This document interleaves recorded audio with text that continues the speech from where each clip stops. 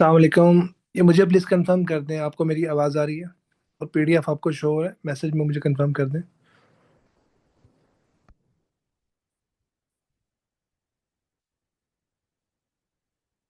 Okay, thank you.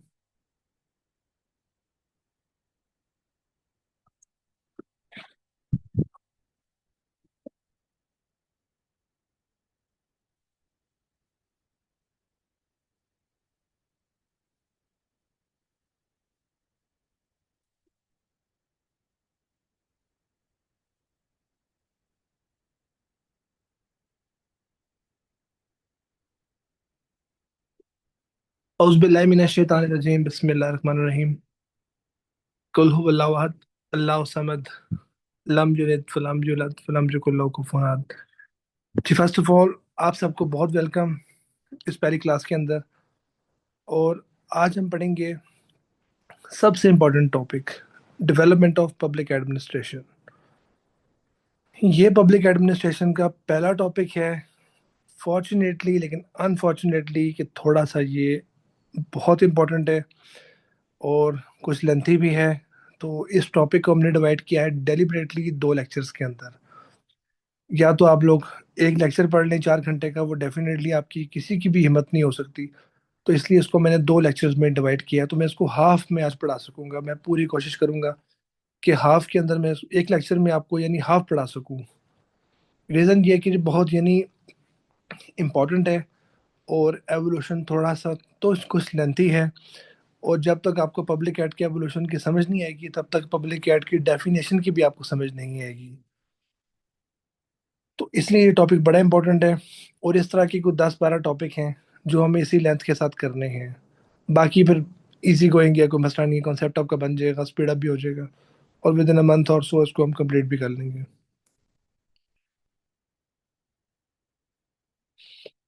ये जी हमारा sequence होगा आउटलाइन का। मैं आपको भी ना इसको सारा समझाता हूँ, इस तरह आपको पढ़ के समझ नहीं आएगी। आम अल्फाज में आप ये बात को समझ लें कि ये आपको पता ही है, स्टेट के 3 पिलर्स हैं। पिलर्स ऑफ स्टेट हैं 3।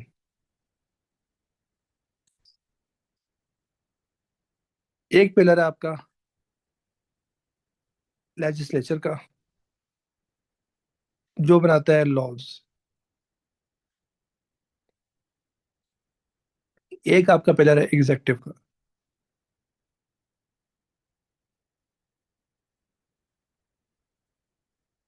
एक आपका पिलर है जुडिशरी का। लॉ कौन बनाता है? लेजिस्लेटिव। वो लॉज इंप्लीमेंट कौन करता है? एग्जेक्टिव। और फिर कौन देखता है कि लॉज सही बने हैं और लॉज सही इंप्लीमेंट हुए हैं? अकाउंटेबिलिटी कौन करता है? जुडिशरी। तो हम सिर्फ पब्लिक एडमिनिस्ट्रेशन में एग्जेक्टिव ब्रांच को पढ़ने जा रहे हैं। अगर बात करें एग्जेक्टिव ब्रांच की इनफॉर्मली, तो ये कॉन्सेप्ट को नया नहीं है। ये कॉन्सेप्ट बहुत पुराना है। इंडस वैली सिविलाइजेशन में भी एडमिनिस्ट्रेशन होती थी। उस पर पूरा एक रिसर्च पेपर मैंने लिखा हुआ है। अच्छा, फिर ग्रीक सिविलाइजेशन आ गई, प्लेटो का दौर आ गया, उसमें भी एडमिनिस्ट्रेशन होती थी। उसके बाद फिर रोमन एम्पायर का दौर आ गया, बाजेंटाइन एम्पायर का, उसमें भी एडमिनिस्ट्रेशन थी। फिर इस्लाम का दौर आ गया, उसमें भी एडमिनिस्ट्रेशन थी। इस्लाम के बाद, ये मैं आपको सारा लिख ही देता हूँ for sake of your just understanding, formal understanding. Indus valley के बाद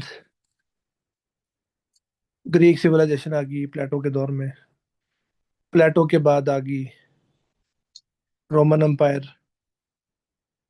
रोमन एम्पायर के बाद आ गई Islamic civilization. Holy prophet peace be upon him सल्लल्लाहु अलैहि वसल्लम की हयात तैयबा। फिर खुलफा राशिदीन का दौर, फिर उमैयद दौर, फिर अब्बासिड दौर, फिर ऑटोमन दौर। मीन वाइल फिर बड़ी बड़ी रेवोल्यूशन आई वर्ल्ड के अंदर। फ्रेंच, अमेरिकन, फिर आपका कॉलोनियल दौर आ गया।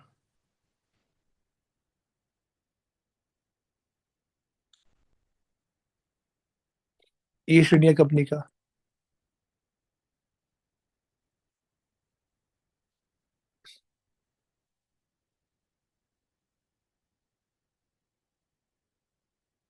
फिर आपका प्रॉपर 1857 में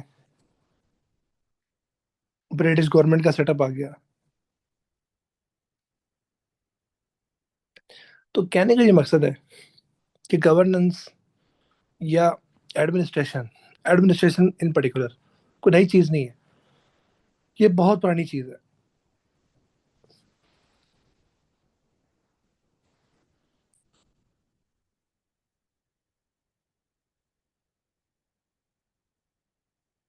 लेकिन फर्स्ट टाइम इन हिस्ट्री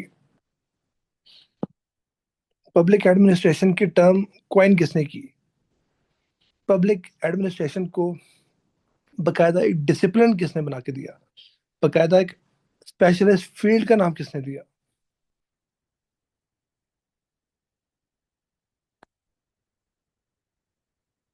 बकायदा इसको फील्ड का नाम, बकायदा इसको एक सब्जेक्ट का नाम किसने दिया?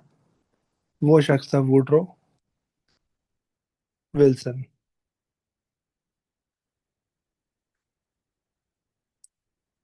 यूएस का प्रेसिडेंट था।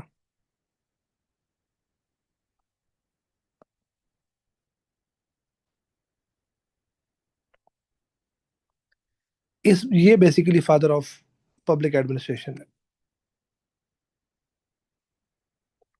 विद दिस इन कॉन्टेक्स्ट हम आगे बढ़ते हैं। यहाँ तक आपको समझ आ गई कि गवर्नेंस या एडमिनिस्ट्रेशन को नई चीज़ नहीं है, ये बहुत पुरानी चीज़ है। जब से सिविलाइजेशन बनी हुई है एडमिनिस्ट्रेशन तब से हो रही है, लेकिन पब्लिक एडमिनिस्ट्रेशन जो है as concept, as new field, as specialized field, इसका बानी कौन है? Woodrow Wilson. अब ये है कि पब्लिक एडमिनिस्ट्रेशन जो है ना, वो बहुत सारे एवोल्यूशन से, डेवलपमेंट की फेजेस से गुजरी है। ये अब आपने बारी बारी ना नोट करना है इसको, या मैं आपके 5-10 मिनट फोकस चाहूंगा। सबसे पहला, बस पहले आप ये नोट कर लें कि 10 फेजेस से पब्लिक एडमिनिस्ट्रेशन गुजरी है। 10 फेजेस से, ये आप नोट कर लें। 9 से गुजरी है, 10वीं से गुजर रही है। 9 से गुजर चुकी है, 10वीं से गुजर रही है। बस अभी तक ये समझना है आपने सिर्फ। अब वो 9 फेजेस कौन कौन से हैं, वो बारी बारी हम डिस्कस करेंगे।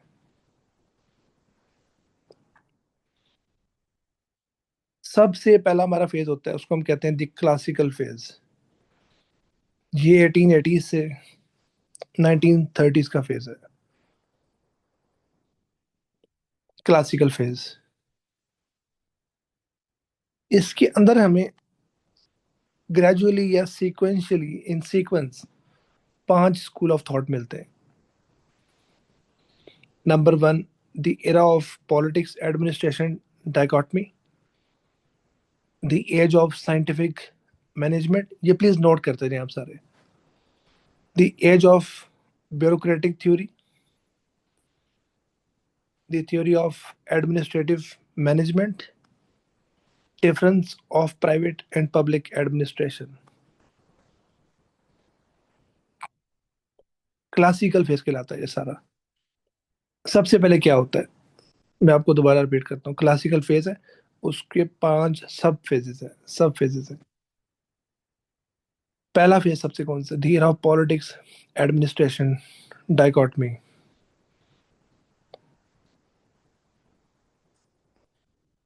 ये जो फेज है ना, ये बेसिकली कराता है विल्सन का फेज।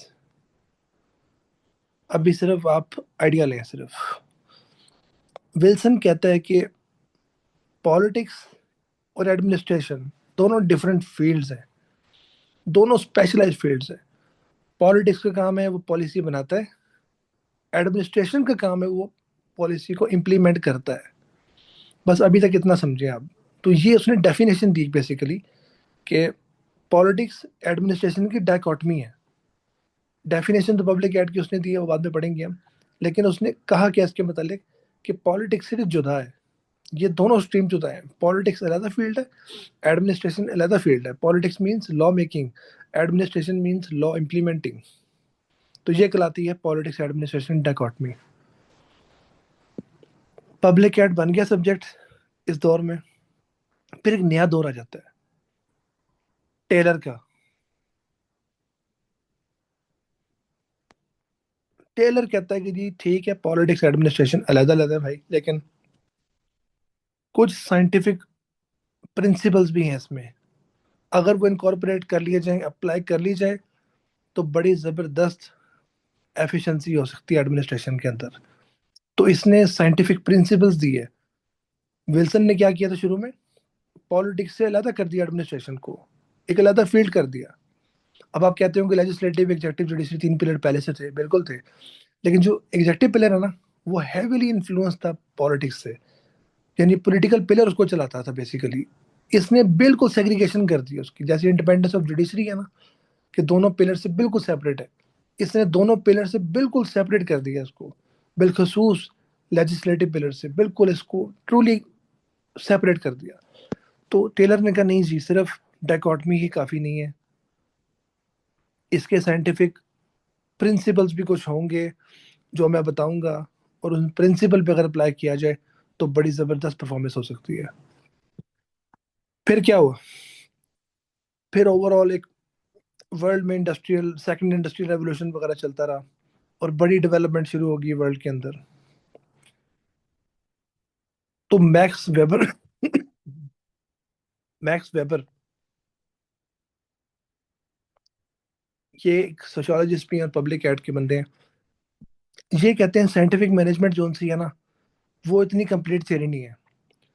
तो वो ज़्यादातर अप्लाई होती है पब्लिक सेक्टर वगैरह में, नहीं होती, प्राइवेट सेक्टर में होती है। तो मैं आपको जॉनसन एक मॉडल देता हूँ ब्यूरोक्रेसी का। तो ये जो आपका और आज का मॉडल है ब्यूरोक्रेसी का, ये सारा मॉडल दिया आपने मैक्स वेबर ने। तो ब्यूरोक्रेसी का एक मॉडल आ गया बकायदा तौर पर। फिर उसके बाद एक बंदा है लथर गुलिक और फॉयल। गुलिक ने कहा कि देखें जी, ब्यूरोक्रेसी भी जौन सा है ना, वो भी कोई इतना अच्छा सिस्टम नहीं है, इतना कोई एडवांस नहीं है। तो मैं मजीद कुछ प्रिंसिपल्स देता हूँ, जो प्रिंसिपल अगर अप्लाई कर लिया जाए तो एडमिनिस्ट्रेशन जौन सी है वो बड़ी ज़बरदस्त हो सकती है, और वो बेसिक फीचर है उसके। तो इसने बेसिक फीचर दी है एडमिनिस्ट्रेशन के, इसने बेसिक फीचर्स दिए एडमिनिस्ट्रेशन के, एडमिनिस्ट्रेशन को करना क्या चाहिए या क्या करती है। फिर एक बड़ी बहस छिड़ पड़ी कि जी, जो काम एडमिनिस्ट्रेशन करती है वही काम तो प्राइवेट इदारे भी करते हैं।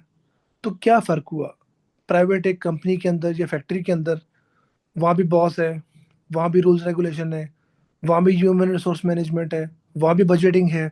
तो क्या फ़र्क है पब्लिक एडमिनिस्ट्रेशन में प्राइवेट एडमिनिस्ट्रेशन के अंदर। तो बड़ी बहस चल पड़ी, और फिर ये दौर आ गया कि इसको बकायदा साबित करना पड़ा कि जी कोई ताल्लुक नहीं है पब्लिक एड का प्राइवेट एड से। प्राइवेट एडमिनिस्ट्रेशन यानी business administration is an entirely different field, और public administration is an entirely different field. तो इसको प्राइवेट एडमिनिस्ट्रेशन से भी बिल्कुल सेपरेट कर दिया गया। तो क्लासिकल फेज की मैं रेपिटेशन करता हूँ। ये फॉर्मेशन ऑफ पब्लिक एड का टाइम है, अर्ली टाइम है जब पब्लिक एड बनी। सबसे पहले कब बनी, वुडरो विल्सन के दौर में। इन्होंने क्या कहा कि जी पॉलिटिक्स का और एडमिनिस्ट्रेशन का बहुत फर्क है, दोनों के फंक्शंस डिफरेंट हैं। तो लिहाजा administration means separation from politics, specialize function है। फिर टेलर आ गया नेक्स्ट फेज में। टेलर ने कहा कि देखें ठीक है, आपने सेपरेट कर तो दिया पॉलिटिक्स से, लेकिन क्या आपने कोई अच्छे प्रिंसिपल्स दिए हैं जो अगर हम फॉलो करें तो एफिशिएंसी हो सकती है, गवर्नमेंट की परफॉर्मेंस बेहतर हो सके। तो इसने बेसिकली साइंटिफिक प्रिंसिपल्स दी है कि जो ब्यूरो सिविल सर्विस में अप्लाई किया जाए तो उससे एफिशिएंसी आ सकती है।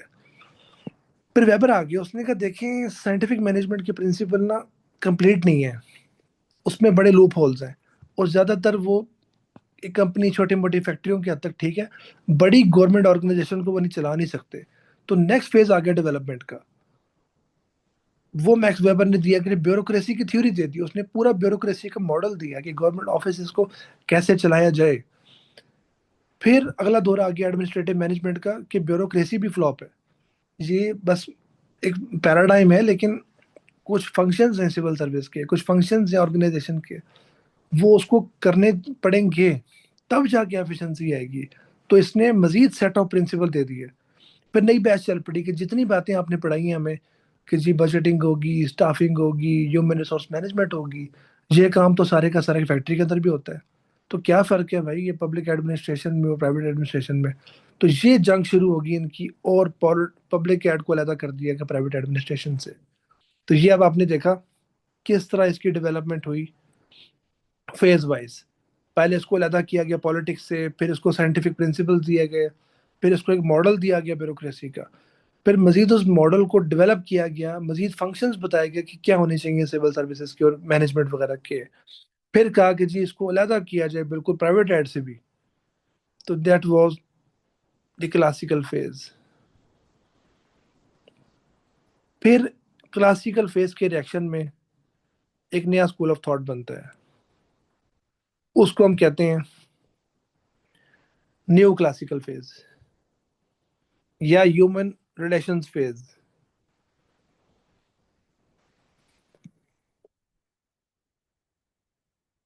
Elton Mayo's human relations theory जो है ना, वो स्कूल ऑफ थॉट की मेन थ्योरी है।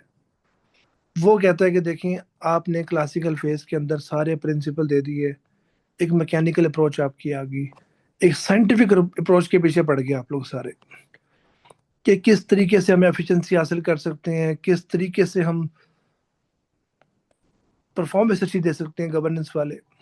आप लोग तो इंसान को मशीन समझते हैं, आपने साइंटिफिक प्रिंसिपल्स दे दिए।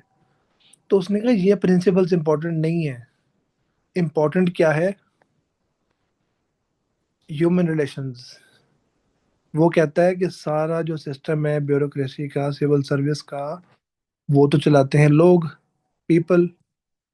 तो जब तक आप स्टडी को पीपल सेंट्रिक नहीं ना करेंगे, कि एक वर्कर है, उसकी क्या नीड्स हैं, उसकी क्या मोटिवेशंस हैं, उसका क्या एजेंडा है, कैसे उसको आपने लीड करना है, कैसे उसको आपने ट्रेन करना है, तो आप कैसे सक्सेस ले सकते हैं, आप कैसे एफिशिएंसी ला सकते हैं?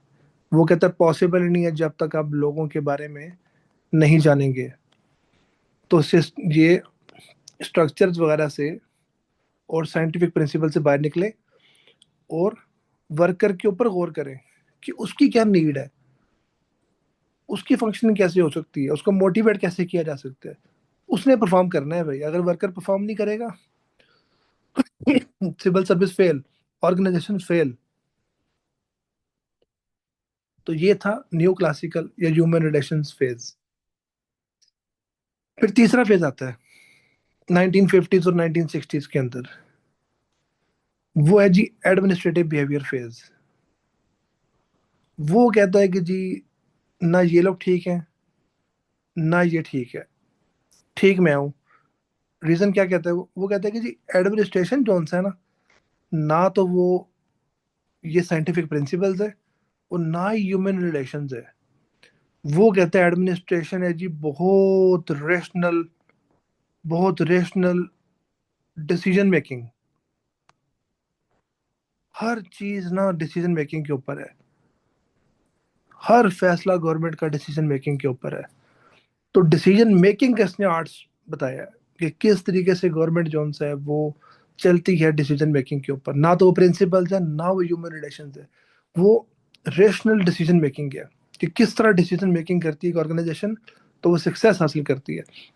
तो पब्लिक एड को हम देख रहे हैं, पहले एक एज थी जिसमें साइंटिफिक प्रिंसिपल्स बताए गए सारे, वो क्लासिकल एज थी।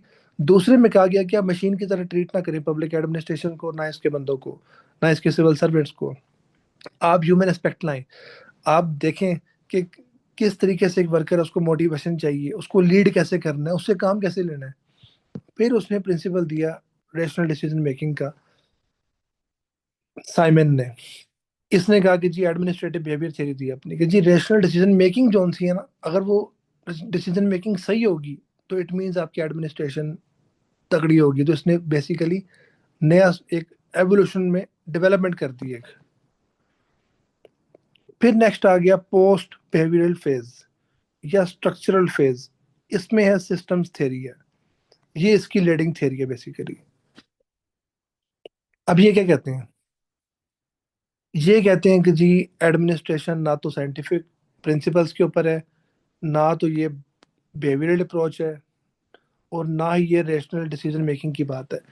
मोस्ट इंपॉर्टेंट चीज़ है सिस्टम्स। वो कहते हैं कि आपकी एडमिनिस्ट्रेशन सारी सिस्टम एक है, एक प्रॉपर सिस्टम है। सिस्टम कैसा कि वो देखता है कि जी लोग जो उनसे उससे क्या डिमांड करते हैं। लेट से पाकिस्तान में गुर्बत बहुत ज़्यादा है, दहशत गर्दी बहुत ज़्यादा है, तो क्या डिमांड करेगी अवाम हुकूमत से कि जी प्लीज़ पावर्टी एलिवेशन करें और एंटी टेररिस्ट ऑपरेशंस करें। ये आगे डिमांड हमारी। गवर्नमेंट क्या की, okay very good well done, आपने मुझे बता दिया, अब मैं आपको दूंगा आउटपुट। मैं जी आपको पावर्टी बैंड कर दूंगा, मैं आपको पीस भी ला दूंगा। तो दिस इज बेसिकली सिस्टम कि लोग गवर्नमेंट के साथ जुड़े हुए हैं, लोग गवर्नमेंट के साथ जुड़े हुए हैं। लोग अपनी डिमांड देंगे, गवर्नमेंट उस डिमांड को पूरा करेगी। एक सिस्टम की तरह चलता रहेगा सारा कुछ। अगर लोग अपनी डिमांड देंगे, सिस्टम उसका पूरा नहीं करती, तो सिस्टम फेल हो जाएगा सारा। This is post behavioural phase. अभी आपने कंफ्यूज नहीं होना। अभी मैं खुद आपको कंफ्यूज कर रहा हूँ डेलिबरेटली। अभी सिंपल आपको ओवरव्यू दे रहा हूँ इसका, जब एक एक थ्योरी पढ़ेंगे आपको क्रिस्टल क्लियर हो जाएगी सारी चीजें। अभी जस्ट मैं आपको एक ब्रांड बना रहा हूँ, आपका एक आपका ना माइंड बना रहा हूँ इसके अंदर कि हमें रोड मैप क्या है। अभी डोंट वरी, अभी हमने कुछ पढ़ा नहीं है। फिर नेक्स्ट फेज आता है मॉडर्न या नॉर्मेटिव फेज। इसमें जनाब एडमिनिस्ट्रेशन वो कहते हैं कि जी खत्म, साइंटिफिक प्रिंसिपल वाली एडमिनिस्ट्रेशन हमें नहीं चाहिए जी, ये वाली। ना बिहेवियरल चाहिए हमें, ना हमें चाहिए रैशनल डिसीजन वाली, ना हमें चाहिए सिस्टम वाली। हमें चाहिए जी न्यू पब्लिक एडमिनिस्ट्रेशन। हमें नहीं चाहिए फजूल एडमिनिस्ट्रेशन पुराने दौर की विल्सन वाली रूल रेगुलेशन वाली, नो। हमें चाहिए न्यू पब्लिक एडमिनिस्ट्रेशन जो वैल्यू ड्रिवन हो। वैल्यू ड्रिवन मीन्स जो पीपल सेंट्रिक हो, पॉलिटिकल इन नेचर हो। वो क्या शुरू क्या हुई इसकी, पॉलिटिक्स एडमिनिस्ट्रेशन डाइकोटमी। दोबारा वही बात आ गई, इन्होंने कहा जी कोई डाइकोटमी शाइकोटमी कोई चीज़ नहीं, इकट्ठे होंगे पॉलिटिक्स और एडमिनिस्ट्रेशन, एक पेज पर होंगे। और एडमिनिस्ट्रेशन वैल्यू ड्रिवन होगी, यानी लोगों की खिदमत करेगी और रेलिवेंट होगी।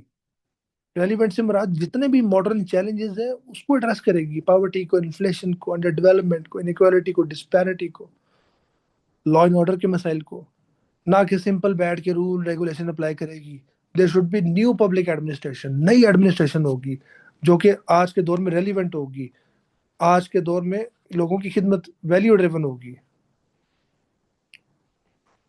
फिर अगला स्कूल ऑफ थॉट आता है इकोनॉमिक या रेशनल चॉइस फेज, 1970s और 80s में। इसकी public choice theory leading theory है। ये कहते हैं कि जी गवर्नमेंट कौन होती है, ये सर्विसेज प्रोवाइड करने वाली, एजुकेशन की, हेल्थ केयर की, एजुकेशन की, हेल्थ केयर की,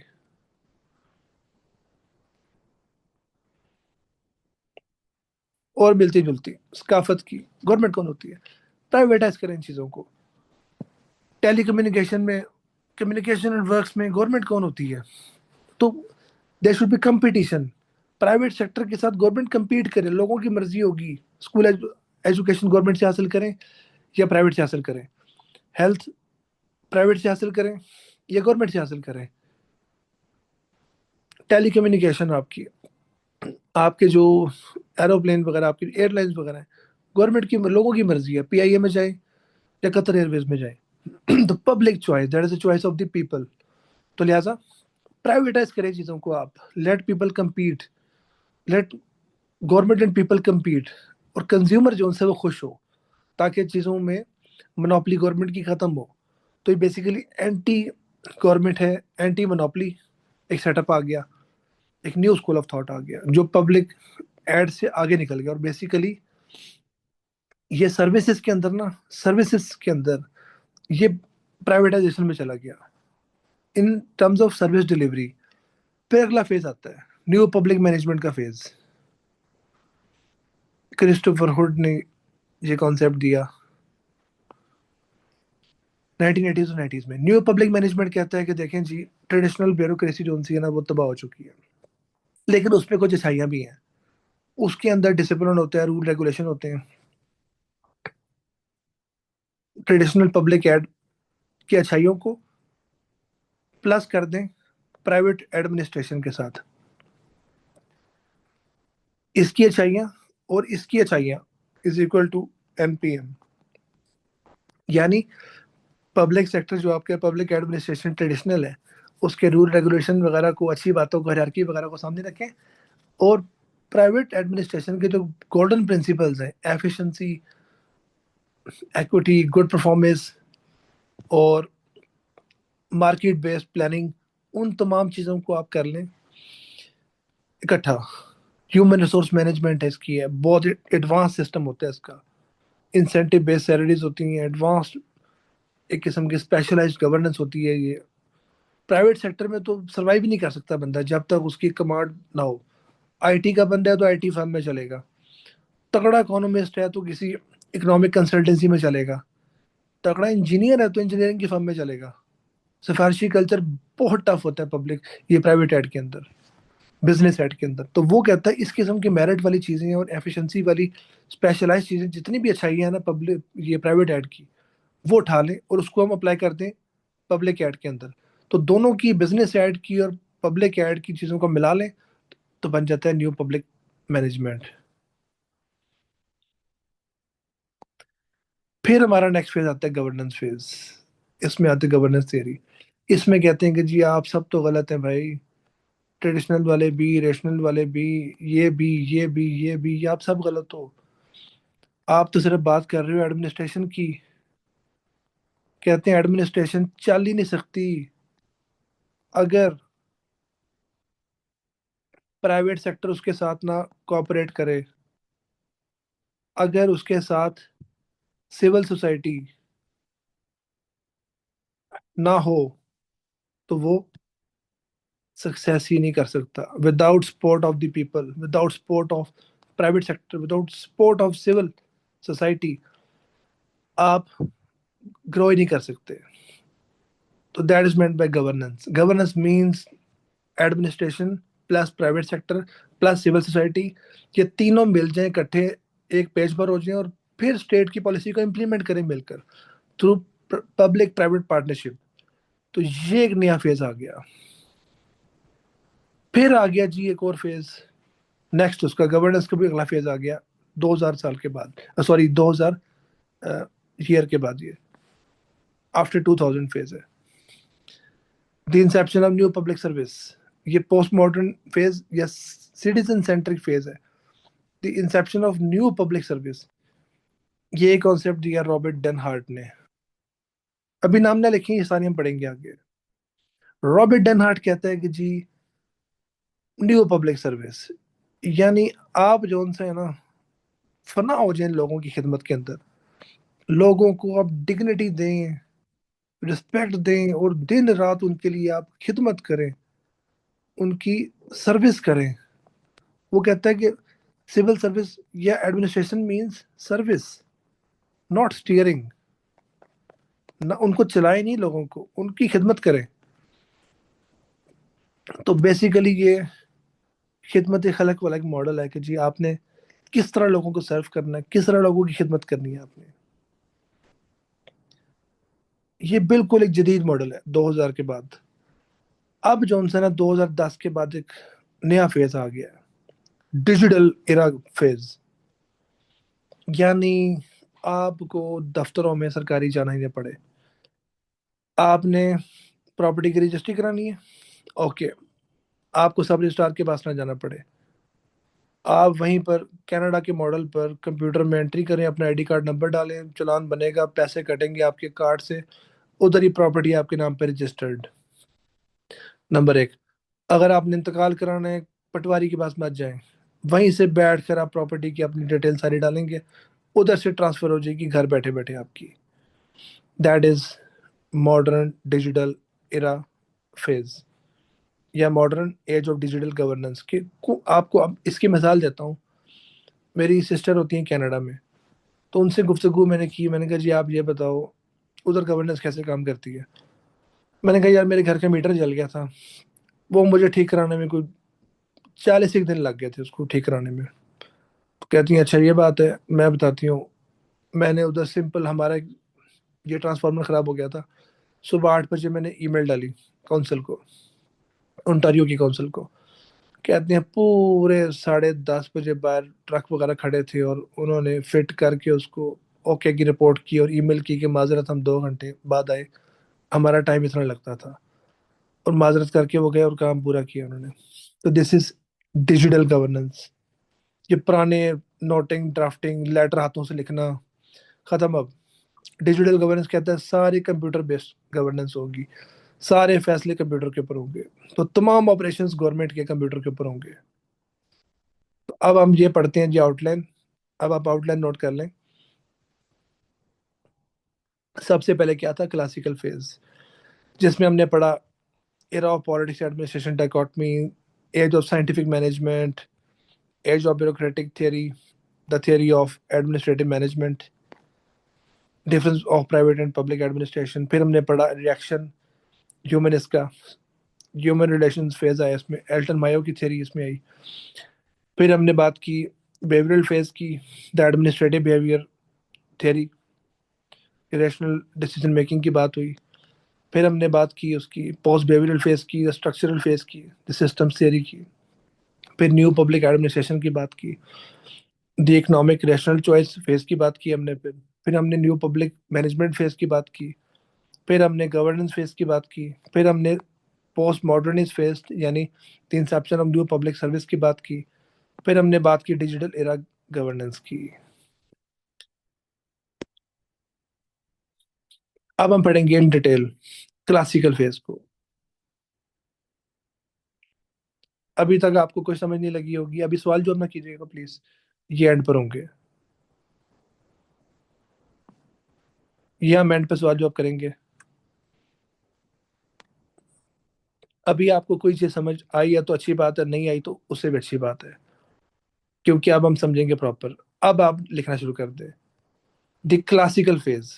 अब क्लासिकल फेज की जो सी हम 5 थेरीज करेंगे, वो कौन सी थेरीज करेंगे, ये वाली। The era of politics administration dichotomy, the age of scientific management, the age of bureaucratic theory, the theory of administrative management, the difference of private and public administration, ये हम पढ़ेंगे।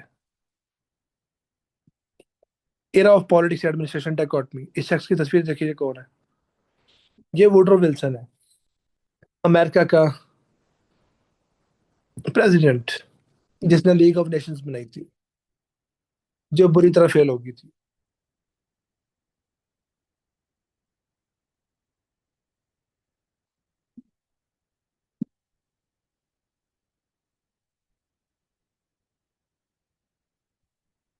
खैर ये आपके रेलिवेंट नहीं था। अब आ जाए इस थ्योरी के ऊपर। इस थ्योरी की डेफिनेशन क्या है। अब आपने ना चीजों को समझना भी, नोट भी करी जाए। डेफिनेशन क्या है इसकी, the politics administration dichotomy is a concept separation. ये सेपरेशन है सर, पॉलिटिकल पॉलिटिक्स की और एडमिनिस्ट्रेशन की। पॉलिटिक्स क्या है जी, वो कहती है what government should do. Administration क्या कहती है, how it should be done efficiently lawfully. यानी आम अल्फाज में गवर्नमेंट आपको देती है पॉलिसी, यानी लेजिस्लेटिव देती है पॉलिसी, एग्जेक्टिव करती है उसको इम्प्लीमेंट। ये है इसकी डेफिनेशन। ओरिजिन इसका कहाँ हुआ, ओरिजिन इसका हुआ वुडरो विल्सन की किताब 1887 में लिखी गई, द स्टडी ऑफ एडमिनिस्ट्रेशन। इसमें उसने कहा कि जी दोनों डिसिप्लिन बिल्कुल अलग है, पॉलिटिक्स अलग डिसिप्लिन है और एडमिनिस्ट्रेशन बिल्कुल अलग डिसिप्लिन है, तो लिहाजा दोनों फील्ड्स को बिल्कुल सेपरेट किया जाए और एडमिनिस्ट्रेशन को एक साइंस के तौर पर दुनिया में उजागर किया जाए। आप कोर आर्ग्यूमेंट क्या है इसका? वो कहते हैं कि जी पॉलिटिक्स बिल्कुल अलग होनी चाहिए, वही बात, to avoid corruption and inefficiency. वो कहता है कि पॉलिटिक्स जो है ना वो करप्शन फैलाती है और इनएफिशिएंसी फैलाती है, लिहाजा उसको बिल्कुल साइड पे कर दें, एडमिनिस्ट्रेशन से दूर भगा दें उसको। जैसे मोर्टीन से मच्छर दूर भागता है, उस तरह वो कहता है दूर भागे ये पॉलिटिक्स एडमिनिस्ट्रेशन से। वो कहता है एडमिनिस्ट्रेशन जो सी है ना, it should be studied and practice as a science of management, कि पूरी साइंस एक है, इसको पॉलिटिक्स से अलग किया जाए।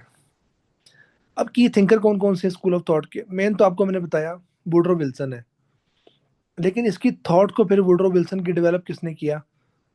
फ्रैंक गुडनाउ ने इसी के थॉट को डेवलप किया और बहुत सिस्टमेटिकली डिस्टिंग्विश किया इसने पॉलिटिक्स को और एडमिनिस्ट्रेशन को। उसने कहा जी पॉलिटिक्स के expression of the states will, यानी जो स्टेट चाहती है वो उसकी मर्जी है, वो पॉलिटिक्स है। अब अगर मैं कहूँ पाकिस्तान की स्टेट कहती है कि जी देखें हमें 90% मिलिट्री पे बजट बनाना है, तो that is will of the state. आप इस पे कुछ नहीं कर सकते बतौर एडमिनिस्ट्रेटर्स। आपने उस 90% बजट का इम्प्लीमेंटेशन करके देना उनको बस। अगर गवर्नमेंट कहती है कि जी हमने 90% बजट करना है डेवलपमेंट के ऊपर, तो आप, you are nobody to criticise कीजिए 90% क्यों हुआ है डेवलपमेंट का बजट, आपने वो इम्प्लीमेंट करके देना है। गवर्नमेंट का जौन से मर्जी स्टेप हो, सही हो गलत हो, नन ऑफ योर बिजनेस, आपने उसको इम्प्लीमेंट करना है। ये बात की गुड नाउन है कि विल ऑफ द स्टेट क्या पॉलिटिक्स है, administration is the execution of that will. नेकी है बदी है, पॉलिटिक्स की अपनी मर्जी है, आपका काम है सिर्फ इम्प्लीमेंट करना है इसको। तो विल्सन का पर्पस क्या था इसमें? To reform public service by promoting professionalism. Professionalism हो, मेरिट बेस्ड एडमिनिस्ट्रेशन हो। मैं दोबारा रिकैप करता हूँ, इस थियरी का ओवरव्यू क्या है कि पॉलिटिक्स और एडमिनिस्ट्रेशन दो मुख्तलिफ चीजें हैं। पॉलिटिक्स है व्हाट गवर्नमेंट शुड डू, क्या करना चाहिए गवर्नमेंट को। एडमिनिस्ट्रेशन है कि कैसे उसको इम्प्लीमेंट करना है, उस ख्वाहिश को, उस विल ऑफ गवर्नमेंट को। ओरिजिन कहाँ इसका हुआ? वुडरो विल्सन की स्टडी ऑफ एडमिनिस्ट्रेशन में। कोर आर्ग्यूमेंट क्या है? वो कहते हैं पॉलिटिक्स करप्शन फैलाती है जी, इनएफिशिएंसी फैलाती है, उसको दूर करें एडमिनिस्ट्रेशन से। एडमिनिस्ट्रेशन को साइंटिफिकली स्टडी करें और अलहदा मैनेजमेंट बनाए इसको, बिल्कुल अलहदा चीज बनाए इसको, अलहदा फील्ड बनाए इसको, जांच छुड़ाएं पॉलिटिक्स से। वुडरो विल्सन इसका बानी है, लेकिन systematically distinguish between politics and administration किसने की? फ्रैंक गुडनाउ ने। और विल्सन क्या कहता है कि जी हाईली प्रोफेशनलाइज किया जाए एडमिनिस्ट्रेटिव पिलर को, और मेरिट बेस्ड अपॉइंटमेंट्स हो, एडमिनिस्ट्रेशन मेरिट बेस्ड हो। तो ये बेसिक इसका ओवरव्यू है। अब इसके हम पढ़ते हैं हिस्टोरिकल एंड इंटेलेक्चुअल बैकग्राउंड क्या है, ये स्कूल ऑफ थॉट क्यों जन्म में आया, ऐसी क्या वजह है कि ये स्कूल ऑफ थॉट इस दुनिया में आया। सबसे पहले तो गंद मचाया था अमेरिका वालों ने स्पॉइल सिस्टम के जरिए। स्पॉइल सिस्टम क्या है? एक पॉलिटिकल पार्टी जीती, जितने अपने सपोर्टर हैं सारे, उन सबको सीटों पे बिठा दिया, आओ जी गवर्नमेंट संभालो शाबाश। ये स्पॉइल सिस्टम है कि जी जो पॉलिटिकल पार्टी जीती अपने सारे वफादार गवर्नमेंट में लगा देगी, सिविल सर्विस के अंदर लगा देगी। ये स्पॉइल सिस्टम है। इस स्पॉइल सिस्टम ने अमेरिका का सत्यानाश कर दिया था 19 सेंचुरी के अंदर। गवर्नमेंट जॉब सारी दे दी थी जनाब पॉलिटिकल लॉयलिस्ट को, और इससे क्या हुआ, गंदे तरीन इनएफिशिएंट लोग आ गए, लैक ऑफ एक्सपर्टीज हुई, करप्शन इंतहा में पहुंच गई, अमेरिका का सत्यानाश होने पर आ गया था स्पॉइल सिस्टम की वजह से। स्पॉइल सिस्टम क्या है कि दोस्तों यारों को, पॉलिटिकल लॉयलिस्ट को नवाजना।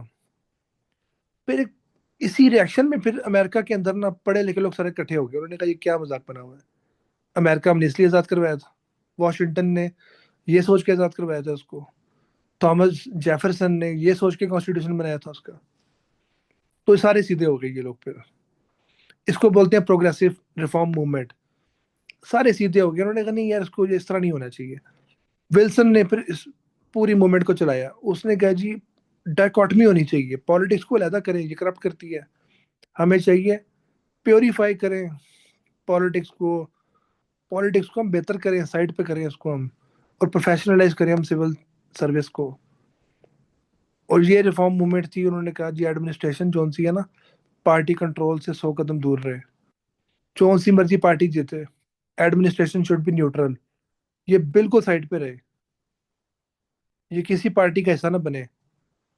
जो सी मर्जी पार्टी जीते, रिपब्लिकन जीते या डेमोक्रेट जीते, hell of business of administration. फिर सिविल सर्विस रिफॉर्म्स,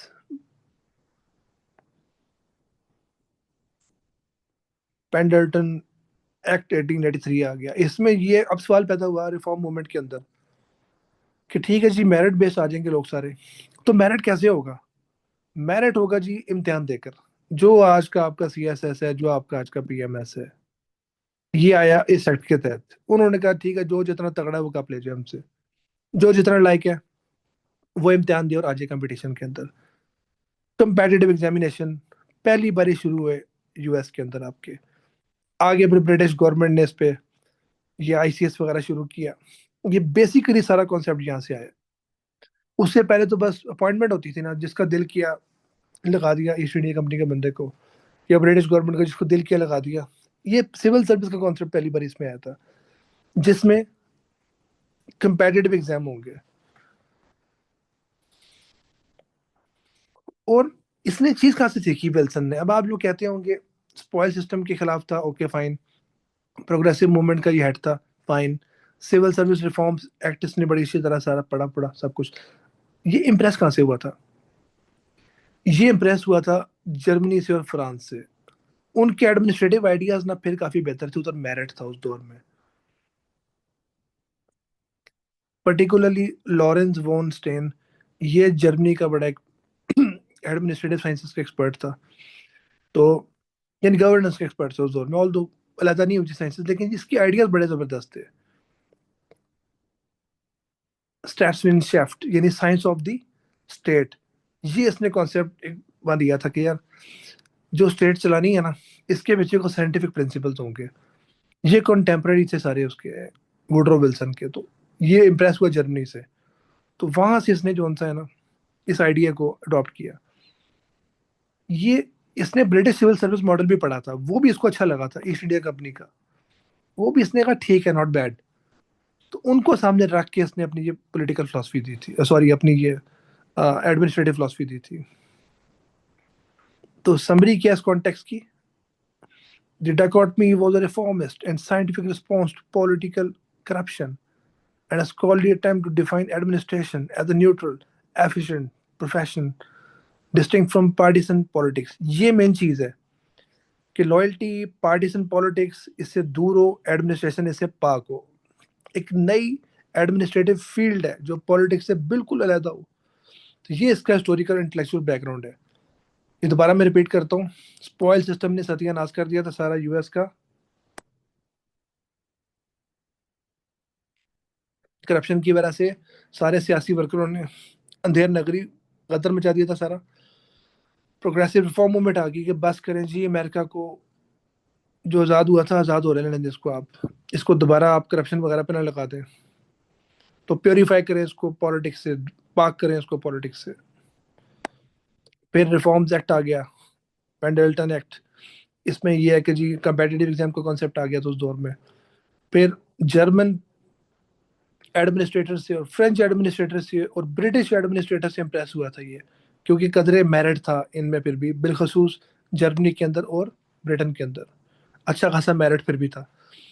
तो ऑल दो पोलिटिसाइज थी सिविल सर्विसेज, लेकिन इतनी प्रोफेशनल थी कि लगता ही नहीं था पोलिटिसाइज्ड है। करप्शन वगैरह ना होने के बराबर थी, एफिशिएंसी जबरदस्त थी। उस दौर में आप देख लें क्या क्या काम किया उन्होंने। कनेड कॉलेज ब्रिटिश ने बनाया, आपकी माल रोड ब्रिटिश ने बनाई, मरी आपका आप बना ही नहीं सकते थे, वो सारा मरी इन्होंने डेवलप किया। केपीके सारा एबटाबाद वगैरह इन्होंने डेवलप किया, साहिवाल सारा डेवलप इन्होंने किया, फैसलाबाद इन्होंने डेवलप किया, रेलवेज इन्होंने डेवलप की। गवर्नमेंट कॉलेज जो आप सारे रावियन थे मोस्टली, आप सारे वहाँ से पढ़े इंक्लूडिंग मी। और उसके बाद पंजाब यूनिवर्सिटी मोस्टली आप लोग पढ़े होंगे वहाँ से, मैं भी पढ़ा हूँ, पीएचडी मेरा वहाँ से। वो भी किसने बनाया? ब्रिटिश गवर्नमेंट ने। किंग एडवर्ड से कुछ लोग पढ़े होंगे आप में से, वो किसने बनाया? ब्रिटिश ने बनाया। तो बेसिकली एफिशिएंसी उनकी पीक की थी। तो वो सारा मॉडल देखकर इंप्रेस हुआ ये विल्सन। तो ये इसका था इंटेलेक्चुअल एंड हिस्टोरिकल बैकग्राउंड। अब है जी की फीचर की बारी आ गई। की फीचर्स क्या हैं जी? अच्छा, ये जो मैं टॉपिक आज पढ़ा रहा हूँ ना, इसमें पीएमएस में कम से कम एक पर्चे के अंदर दो सवाल लाजमी आएंगे आपके। सीएसएस के अंदर एक सवाल नहीं तो दो भी आ सकते हैं, एक तो कंफर्म है 100%। तो इसलिए हम इसको जल्दबाजी नहीं कर सकते। और ये बेस है, ये समझ नहीं आएगी तो आगे फायदा क्यों नहीं पढ़ने का। की features, conceptual comparison of politics and administration. अब वो अपनी प्रॉपर, पहले उसने बताया, ओवरव्यू दिया उसने सारा, फिर उसने कहा कि बैकग्राउंड क्या है, कि क्यों, why politics administration dichotomy, why, इसकी हिस्ट्री क्या है। अब वो आ रहे हैं मेन पॉइंट पे कि क्या क्या फर्क है। देखें, कोर फंक्शन का फर्क है। पॉलिटिक्स क्या करता है? पॉलिसी बनाता है। एडमिनिस्ट्रेशन क्या करता है? उस पॉलिसी को इम्प्लीमेंट करता है। तो ये हो गया फर्क एक। दूसरा फर्क, नेचर ऑफ एक्टिविटी का। पॉलिटिक्स नॉर्मेटिव है, वैल्यू लेडन है और आइडियोलॉजिकल है। नॉर्मेटिव मीन्स नॉर्म के ऊपर चलता है। देखें जी, गुर्बत का खात्मा करें, हम अच्छे काम करें, हम लोगों की वेलफेयर करें, रोटी कपड़ा मकान दें, नॉर्म्स, नॉर्मेटिक से निकला है बेसिकली। और वैल्यू लेडन है, अच्छाई लेडन है, यानी अंडर डेवलपमेंट को खत्म करें, इनइक्वालिटी को खत्म करें, सोशल प्रोटेक्शन करें, लोगों को तालीम दें, एजुकेशन दें, हेल्थ केयर प्रोवाइड करें। कोई वैल्यूज इसकी हैं। आइडियोलॉजिकल है,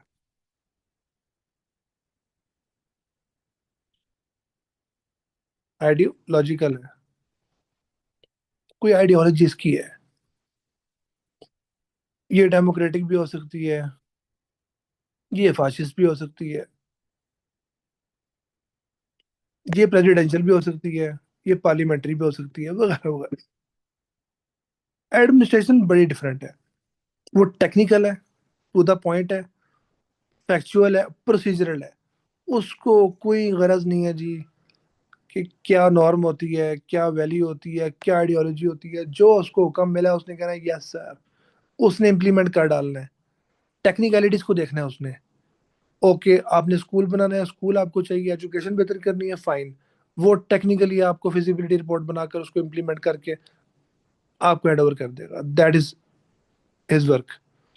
फैक्चुअली बात करेगा वो, ठीक है जी स्कूल बनाना है, इसका हमें दें जनाब अली, कोई 50 करोड़ दे, स्कूल बना देंगे आपको। प्रोसीजरल, ठीक है जी, कब चाहिए आपको? साल का टाइम है, ठीक है। PC 1, PC 2, PC 3, PC 4, PC 5 खत्म, अल्लाह खैर सुना। वो प्रोसीजर से अपने सारा ऐड देगा अखबार में, कॉन्ट्रैक्टर को बुलाएगा, काम शुरू कराएगा, काम खत्म कराएगा, हैंड ओवर कर देगा। बस प्रोसीजरल है। गाइडिंग प्रिंसिपल, पॉलिटिक्स का क्या? पब्लिक विल, जो लोगों की ख्वाहिश है, लोगों को रिप्रेजेंट करती है, और जो लोगों की च्वाइस है उसको सामने रखती है। लोग कहीं एजुकेशन पे आप ज्यादा बजट दें, एजुकेशन पे ज्यादा बजट देगी पॉलिटिक्स। लोग कहें आप वेलफेयर पे ज्यादा काम करें, वेलफेयर पे ज्यादा काम करेगी। लोग कहें हमें नहीं चाहिए बजट एजुकेशन पे, हेल्थ पे, हमें सिर्फ सिक्योरिटी आप दे दें, तो गवर्नमेंट आपको सिक्योरिटी दे देगी। तो that is based on public will, representation and choice. Administration क्या है? उसको गलत तीन चीज़ों से, वो एफिशिएंसी में बिलीव करती है, न्यूट्रलिटी में और लीगैलिटी में।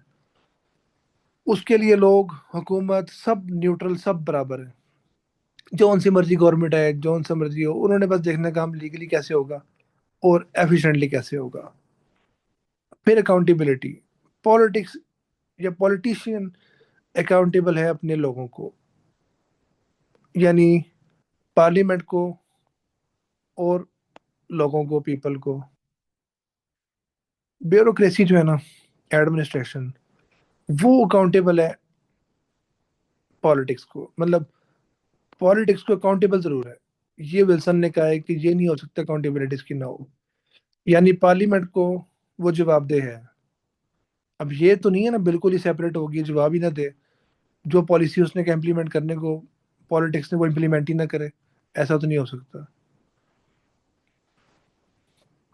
फिर डिसीजन बेसिस का फर्क है। पॉलिटिक्स के डिसीजन होते हैं वैल्यूज के ऊपर, आइडियोलॉजी के ऊपर और पार्टी प्रोग्राम्स के ऊपर। जो पार्टी कहेगी, जो उसकी आइडियोलॉजी कहेगी, जो उसके मिशन कहेंगे। एडमिनिस्ट्रेशन के क्या होता है डिसीजन? फैक्ट के ऊपर होता है, एक्सपर्टीज के ऊपर होता है, प्रोसीजर्स के ऊपर होता है। क्या फैक्ट है, क्या एक्सपर्टीज है गवर्नमेंट की, कौन सा डिपार्टमेंट कर सकता है, P&D कर सकता है इस प्रोजेक्ट को, या हेल्थ केयर कर सकता है, या स्कूल एजुकेशन कर सकता है, या पुलिस डिपार्टमेंट कर सकती है, किस प्रोसीजर के तहत कैसे होगा। ये कंसर्न है एडमिनिस्ट्रेशन का। ओरिएंटेशन, इसका फर्क है। पॉलिटिक्स है एंड्स ओरिएंटेड, कि क्या करना चाहिए भाई। ठीक है जी, मुझे गुर्बत खत्म करके दें, एंड बता दिए, रिजल्ट बता दिए कि ये मुझे रिजल्ट चाहिए।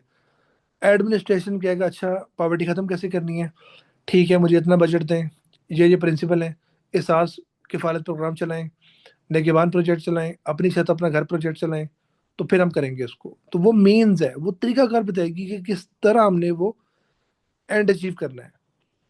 ओरिएंटेशन का फर्क कैसे है? पॉलिटिक्स कहेगी कि ये मेरा एजेंडा, इसको करके दें। एडमिनिस्ट्रेशन कहेगी ठीक है, अगर पॉवर्टी एलिवेशन आपका एजेंडा है तो ये उसके मीन्स है, मैं इस तरह से करके दूंगा, और इस तरह करके दिखाएगा वो आपको। टाइम पर्सपेक्टिव, पॉलिटिक्स होती है शॉर्ट टर्म, नॉर्मली 5 साल के लिए आती है सियासतदान, तो वो शॉर्ट टर्म देखते हैं 5 साल के गोल्स अपने। एडमिनिस्ट्रेशन होती है लॉन्ग टर्म, कौन सी मर्जी गवर्नमेंट आए, एडमिनिस्ट्रेशन लॉन्ग टर्म कॉन्टिन्यूस है, जब तक बंदा रिटायर ना हो। वो उधर ही है, रिटायर भी हो जाए खैर है, सीटें सारी बरकरार हैं। Administration is permanent, political authority is temporary. अगर जीत के दोबारा आ जाए वेलकम, वरना 5 साल की गवर्नमेंट होती है नॉर्मली। और प्राइमरी एक्टर्स का फर्क है पॉलिटिक्स और एडमिनिस्ट्रेशन का। पॉलिटिक्स के अंदर प्राइमरी कौन होते हैं एक्टर?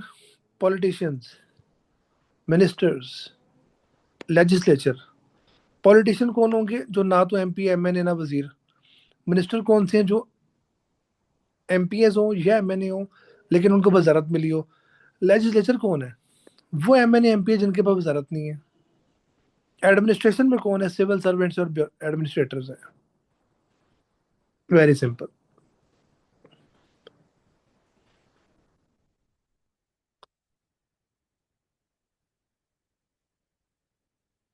सिविल सर्वेंट कौन होते हैं? जो परमानेंट होते हैं। एडमिनिस्ट्रेटर्स जो है ना, वो नॉन परमानेंट भी हो सकते हैं, वो सिविल सर्वेंट नहीं कहलाते। जैसे अथॉरिटी जो है ना, जो लाहौर के लोग जानते होंगे LDA को, मुल्तान के लोग MDA को जानते होंगे, फैसलाबाद के लोग FDA को जानते होंगे, पिंडी के लोग RDA को जानते होंगे। इनके जितने भी मुलाजिम है सारे assistant director, deputy director, they are not civil servants. ये सिविल सर्वेंट की डेफिनेशन में नहीं आते, ये एडमिनिस्ट्रेटर्स की डेफिनेशन में आते हैं। सिविल सर्वेंट वो है जो परमानेंट है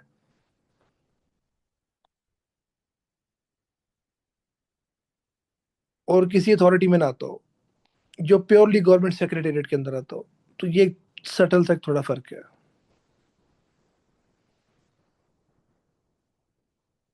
तो दोबारा हम देखते हैं कि फीचर्स में क्या फर्क है। दोबारा देख लीजिएगा।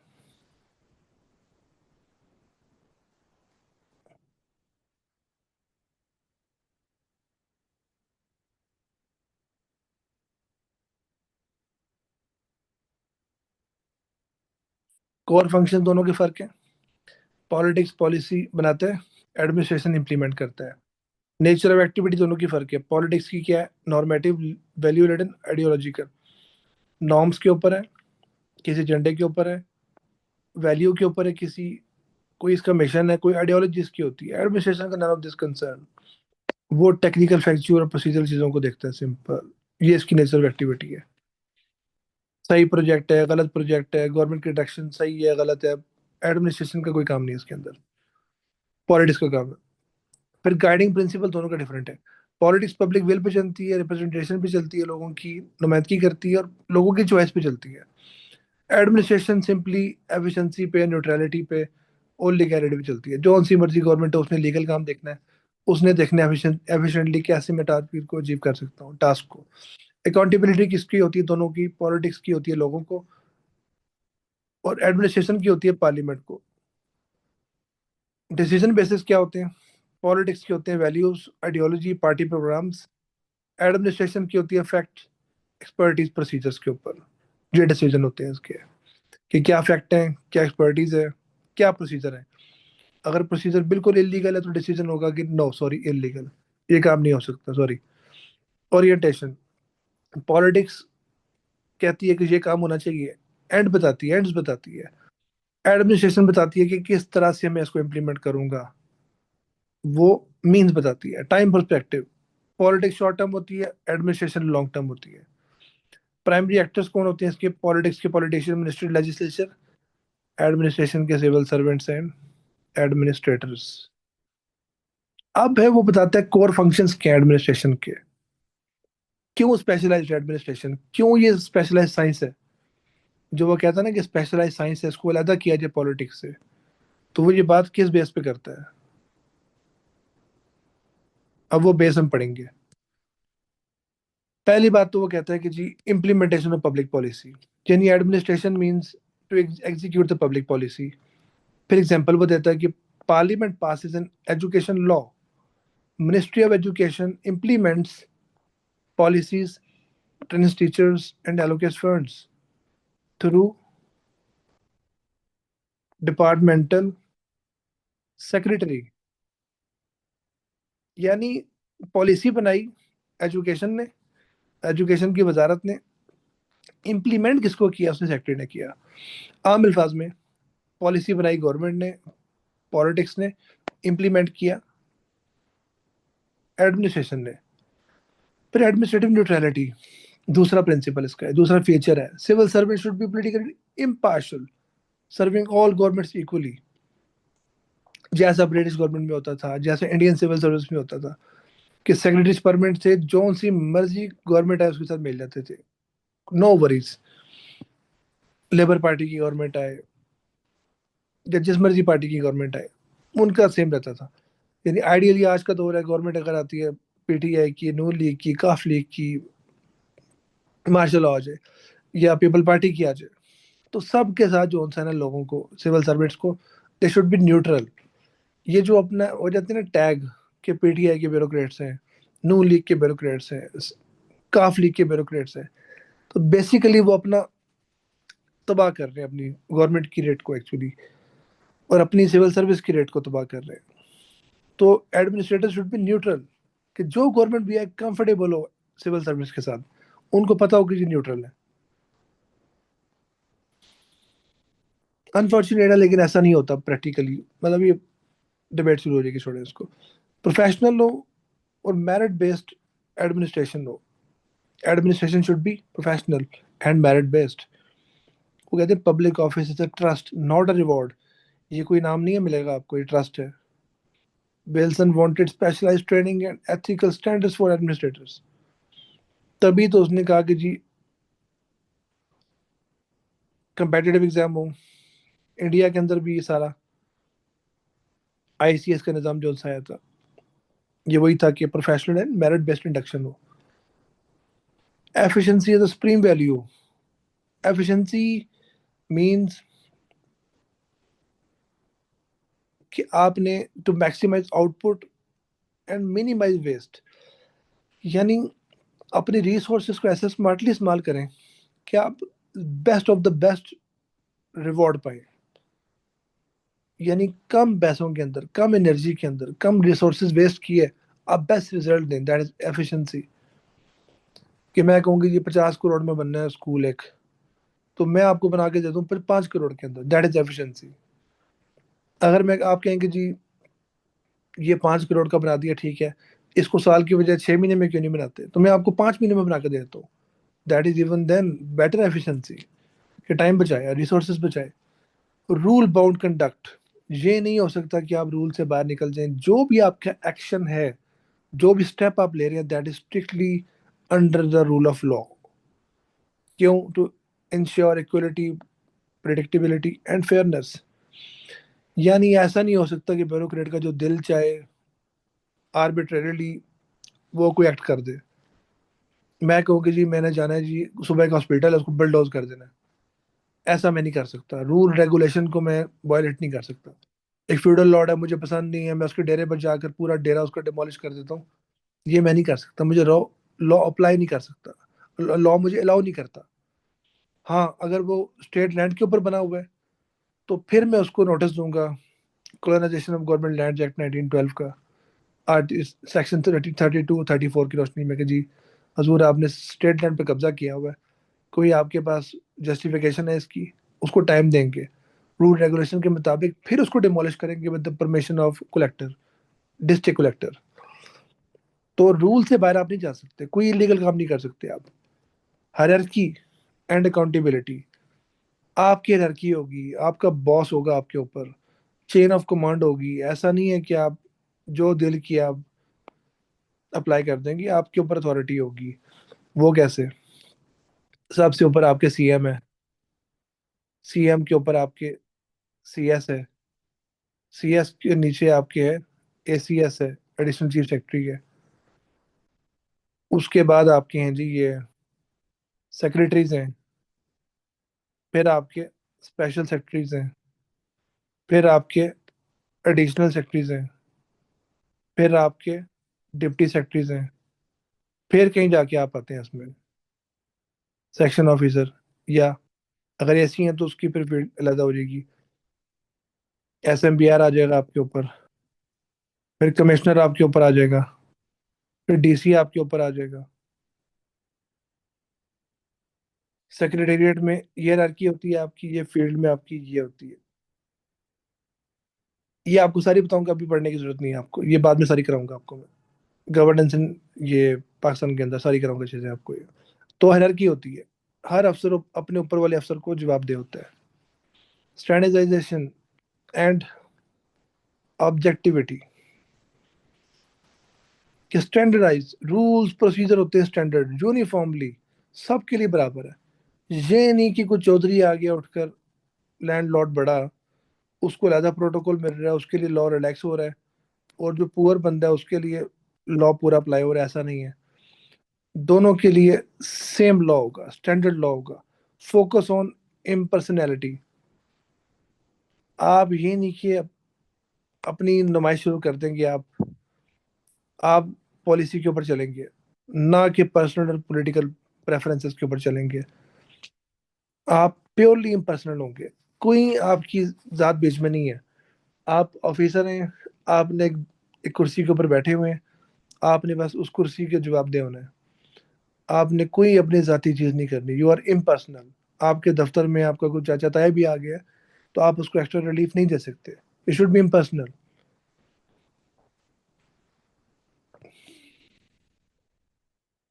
तो कोर फीचर्स क्या है जी? इम्प्लीमेंटेशन ऑफ पब्लिक पॉलिसी, ये इम्प्लीमेंट करती है एडमिनिस्ट्रेशन। क्यों स्पेशलाइज्ड है? कि पब्लिक पॉलिसी को इम्प्लीमेंट करती है। और दूसरा एडमिनिस्ट्रेटिवली न्यूट्रल होती है, तमाम पार्टियों के साथ काम करती है। फिर इसकी इंडक्शन मेरिट बेस्ड होती है।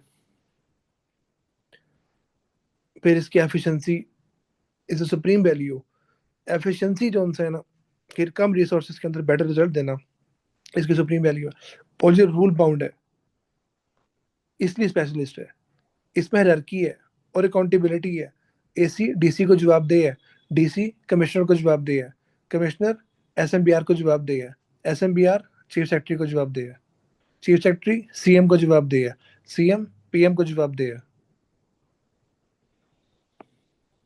आगे बस आप रुक जाए, वो किसको जवाब दे है। एनीवेज, स्टैंडर्डाइजेशन एंड ऑब्जेक्टिविटी, सबके लिए बराबर, सबके लिए इक्वल लॉज होंगे, कोई चौधरी कोई poor nothing.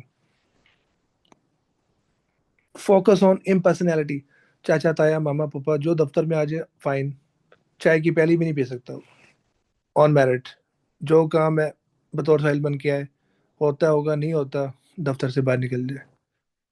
This is impersonality. Criticism इस पर क्या है?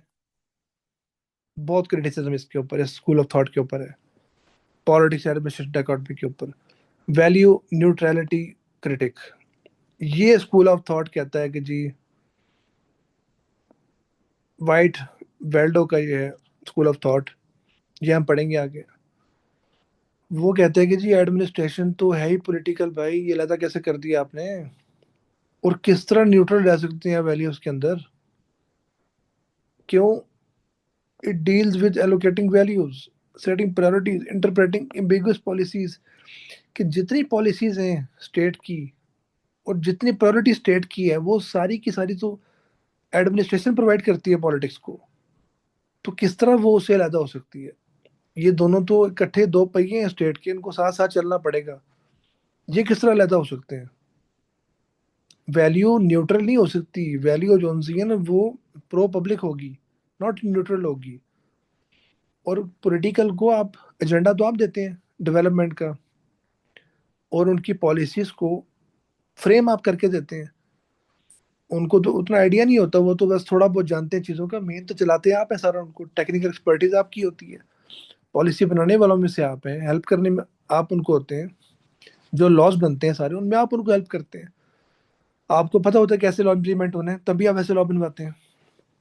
फिर बिहेवियरल क्रिटिक, ये स्कूल ऑफ थॉट क्या कहता है? Rejected the principles of administration as vague and unscientific. वो कहता है कि अनसाइंटिफिक और वेग प्रिंसिपल्स हैं जो उसने पढ़ाए हैं।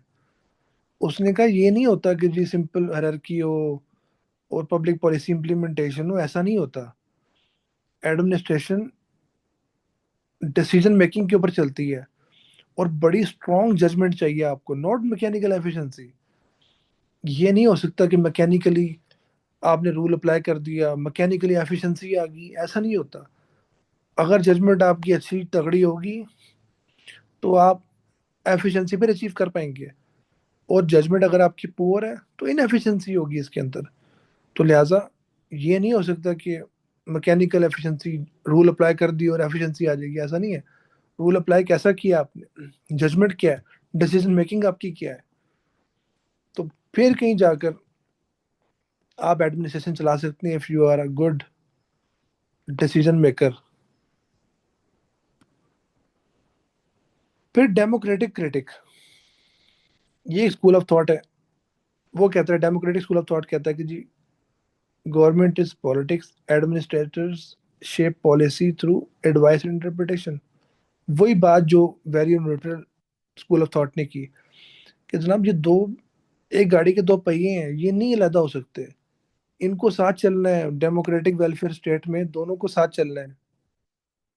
डेमोक्रेटिक वेलफेयर स्टेट में दोनों को साथ साथ चलना है, ये अलग नहीं हो सकते, इनको इकट्ठा काम करना पड़ेगा। फिर पावर्स पर्सपेक्टिव, वो कहते हैं कि जी ब्यूरोक्रेट, ये पावर पर्सपेक्टिव क्या कहता है कि ब्यूरोक्रेट जो उनसे ना वो बहुत स्ट्रॉन्ग इंस्टीट्यूशन है, और निगोशिएट करता है मल्टीपल इंटरेस्ट को, ये मेन एक्टर है पॉलिटिकल सिस्टम का। पॉलिटिक्स को चलाने वाले ये लोग हैं, तो किस तरह आउटसाइड हो सकते हैं पॉलिटिक्स से, किस तरह अलहदा हो सकते हैं इससे? ये स्ट्रांग है, इसी के ऊपर गवर्नमेंट चलती होती है। ब्यूरोक्रेसी निकाल दें, गवर्नमेंट गिर जाती है। तो ये कहते हैं कि थ्रू पावर पॉलिटिकल सिस्टम को स्टीयर करती है गवर्नेंस, एडमिनिस्ट्रेशन। तो किस तरह आप इसको अलहदा कर सकते हैं? फिर प्रैक्टिकल ब्लरिंग ऑफ रोल्स, ये एक स्कूल ऑफ थॉट है। वो कहता है कि in real world governance politician जो उनसे है ना, वो इंटरवेन करते हैं एडमिनिस्ट्रेटिव प्रोसेसेस में, एडमिनिस्ट्रेटर पार्टिसिपेट करते हैं पब्लिक पॉलिसी में, और दोनों हुसन है, दोनों साथ साथ चलते हैं। और दोनों जोन्स है ना अपने अपने एक दूसरे की फील्ड में इंटरफेयर करते रहते हैं।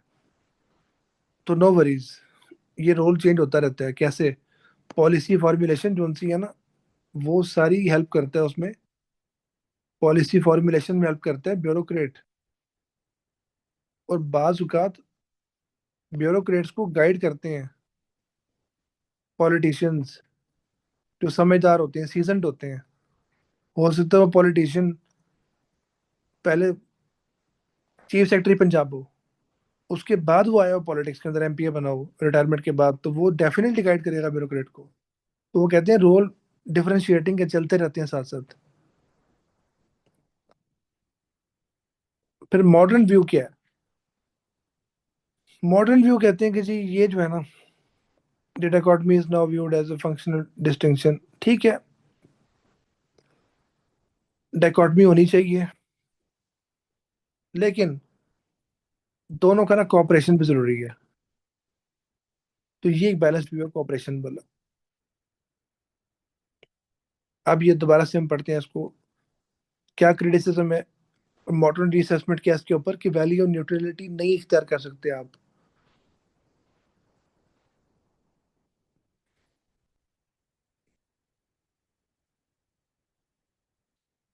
वो कैसे? वर्ल्डो कहता है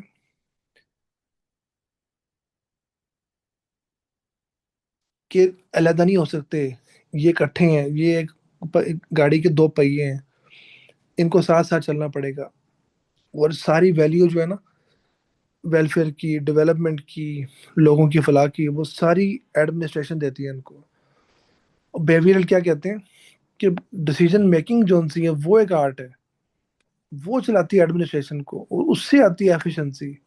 तो ये बेसिकली इसने रगड़ा दिया एडमिनिस्ट्रेशन के प्रिंसिपल्स को। इसने क्या, सिर्फ प्रिंसिपल नहीं होते और ना कोई कुछ जादूगर होते हैं एकदम एफिशिएंसी आ जाए। स्ट्रॉन्ग डिसीजन मेकिंग होगी तो एफिशिएंसी आएगी। तो ये इसने कहा है कि कॉम्प्लेक्स एडमिनिस्ट्रेशन इतने सिंपल नहीं है। फिर democratic critic school of thought क्या कहता है कि गवर्नमेंट इज पॉलिटिक्स। एडमिनिस्ट्रेटर जो उनसे है ना, वो पॉलिसी को शेप करते हैं और इंटरप्रेट करते हैं। तो दोनों सेपरेट हो ही नहीं सकते। फिर पावर पर्सपेक्टिव क्या कहता है कि सिविल सर्विस बहुत पावरफुल चीज़ है गवर्नमेंट को चलाने के लिए, इसलिए अलहदा नहीं हो सकती। ये गवर्नमेंट क्रेडिट बनाती है, ये पॉलिटिकल सिस्टम को चलाती है। फिर प्रैक्टिकल ब्लरिंग ऑफ रोल्स, कि दोनों को एक दूसरे के रोल एज्यूम करने चाहिए। इंटरफेरेंस जरूरी है, अच्छा इंटरफेरेंस जरूरी है कि पॉलिसी मेकिंग में हेल्प करें आप सियासतदानों की, और सियासतदान आपको डे टू डे अफेयर में गाइड करें कि नहीं यार ये गलत काम हो रहा है, इसको इस तरह देखें। लोकल डायनेमिक को भी जानता होता है अपने शहरों की, वो आपको बेहतर गाइड कर सकता है। तो ये this is another school of thought. अब हम पढ़ेंगे impact of politics administration dichotomy. Impact इसका क्या पड़ा जी, वो हम पढ़ेंगे। Impact on public administration theory क्या पढ़ा, impact on global administrative world, impact on Pakistan administrative system. Very simple. पहला इम्पैक्ट इसका पब्लिक एडमिनिस्ट्रेशन थ्योरी में क्या पढ़ा, birth of politics sorry public administration as a discipline. एक अलग डिसिप्लिन, एक अलग फील्ड मर्ज कर आ गई जो पॉलिटिकल साइंस है या पॉलिटिक्स से अलग होगी। फिर फाउंडेशन रखी इसने क्लासिकल थेरीज की, जितनी आगे थेरीज हैं हम पढ़ेंगे सारी क्लासिकल थेरीज, क्लासिकल फेज की थेरी, चाहे वो साइंटिफिक मैनेजमेंट हो, एडमिनिस्ट्रेटिव मैनेजमेंट हो, या वो ब्यूरोक्रेसी हो। वो सारी थेरी की बेस रखी है पॉलिटिक्स एडमिनिस्ट्रेशन डायकॉटमी ने। इंट्रोडक्शन टू न्यूट्रल कॉम्पिटेंस, पहली बारी वर्ल्ड में कॉन्सेप्ट आया कि किस तरह न्यूट्रली अलग होना है आपको, किस तरह हर पॉलिटिकल पार्टी से दूर भागना है आपको, किस तरह हर पॉलिटिकल पार्टी आपको अपनाए कि आप न्यूट्रल हैं। किस तरह साइंटिफिक इंक्वायरी आ गई एडमिनिस्ट्रेशन के अंदर, कि किस तरह एक साइंटिफिक अप्रोच आई सिविल सर्विस के अंदर जो कि पहले नहीं थी। किस तरह हायरार्की होगी, रूल्स रेगुलेशन होंगे, पब्लिक पॉलिसी इंप्लीमेंटेशन होगा। Impact on global administrative world, पूरे वर्ल्ड में प्रोफेशनल रेवोल्यूशन आ गया एक। यूएस में, ब्रिटेन में, फ्रांस में, जापान में, और लेटर डेवलपिंग कंट्रीज में, डेवलपिंग नेशंस में एफिशिएंट गवर्नमेंट्स आ गई इसी की वजह से। और सिविल सर्विस सिस्टम्स आ गए, मेरिट बेस्ड रिक्रूटमेंट्स आ गई वर्ल्ड के अंदर इसी स्कूल ऑफ थॉट की वजह से। इन्फ्लुएंस ऑन इंटरनेशनल गवर्नेंस, जो हमारे इदारे हैं, यूएन, वर्ल्ड बैंक, ओईसीडी, 38 जो कंट्रीज हैं डेवलप, उनके अंदर जितनी ब्यूरोक्रेसीज हैं सारी, इवन यूएन के सिस्टम में, वर्ल्ड बैंक के अंदर, न्यूट्रल, ट्रांसपेरेंट, अकाउंटेबल सिस्टम है सारे, वो इसी विल्सन की वजह से हैं। और बाकी जो लेटर सारे जितने भी पैराडाइम्स हैं, चाहे न्यू पब्लिक मैनेजमेंट हो, जो मर्जी हो, उसका इम्पैक्ट पड़ा ही पड़ा है ये ट्रेडिशनल एडमिनिस्ट्रेशन का उसके ऊपर। हर थेरी को डेवलप इसी ने किया बाद में, या तो इसके खिलाफ होगी थेरी, या इसके हक में होगी। तो ये बहुत बड़ा एक थ्योरेटिकली पूरे वर्ल्ड में रेवोल्यूशन आया। पाकिस्तान पे क्या इम्पैक्ट पड़ा इसका? एक एडमिनिस्ट्रेटिव फ्रेमवर्क मिला आपको सिविल सर्विस की सूरत में, जिसमें आप सीएसएस करते हैं या पीएमएस करते हैं, पूरा मेरिट बेस्ड सिस्टम दिया गया आपको, जो ब्रिटिश इंडिया से उठाया आपने सारा। हायरार्किकल है, हायरार्की है, चीफ सेक्रेटरी आपका हेड है, रूल्स रेगुलेशन आपके होते हैं, पीड एक्ट के तहत चलते हैं आप, कॉन्स्टिट्यूशन ऑफ पाकिस्तान के तहत चलते हैं, आपकी मेरिट बेस्ड अपॉइंटमेंट होती है। और इंस्टीट्यूशनल रिफ्लेक्शन यानी एफपीएससी आपको और पीपीएससी, ये न्यूट्रल और आपका मेरिट बेस्ड अपॉइंटमेंट करता है आपकी। बिल्कुल कोई स्पॉइल सिस्टम नहीं है, यहाँ पर मेरिट है। ऑपरेशनल प्रैक्टिस की यानी पॉलिटिकल लीडरशिप हमारी क्या करती है, पॉलिसीज बनाती है, ब्यूरोक्रेसी हमारी इंप्लीमेंट करती है थ्रू डिपार्टमेंट्स। 40 डिपार्टमेंट है हमारे पंजाब के, अटैच डिपार्टमेंट हमारे बहुत सारे हैं, हर डिपार्टमेंट के अंदर अटैच डिपार्टमेंट है, दो दो तीन तीन। और फील्ड फॉर्मेशन हमारी है, हमारी 156 तहसील है पंजाब की। इसके तहत हम सारी पॉलिसी इंप्लीमेंट करते हैं। परसिस्टेंट चैलेंजेस, हाँ कुछ चैलेंजेस हैं, पॉलिटिकल इंटरफेरेंस ट्रांसफर पोस्टिंग में होती है। ये हमें याद दिलाती है विल्सन की, कि किस तरह से हमें पाक होना है इनसे, किस तरह हमें दूर होना है इनसे। फिर मॉडर्न रेलिवेंस की क्या है, हमें चाहिए हम रिफॉर्म्स करें, हम ई गवर्नेंस लाएं, हम परफॉर्मेंस मैनेजमेंट फ्रेमवर्क बेहतर करें अपना, ताकि विल्सन का जो सिस्टम है उसको मजीद बेहतरी में हम अप्लाई कर सकें। तो ये इसका इम्पैक्ट जो उनसे पाकिस्तान के ऊपर पड़ा है। ये दोबारा मैं रिपीट करूंगा इसका impact.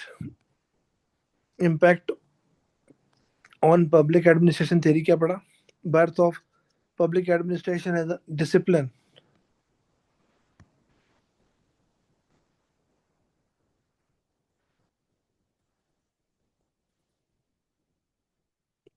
Birth of public administration as a system, number one.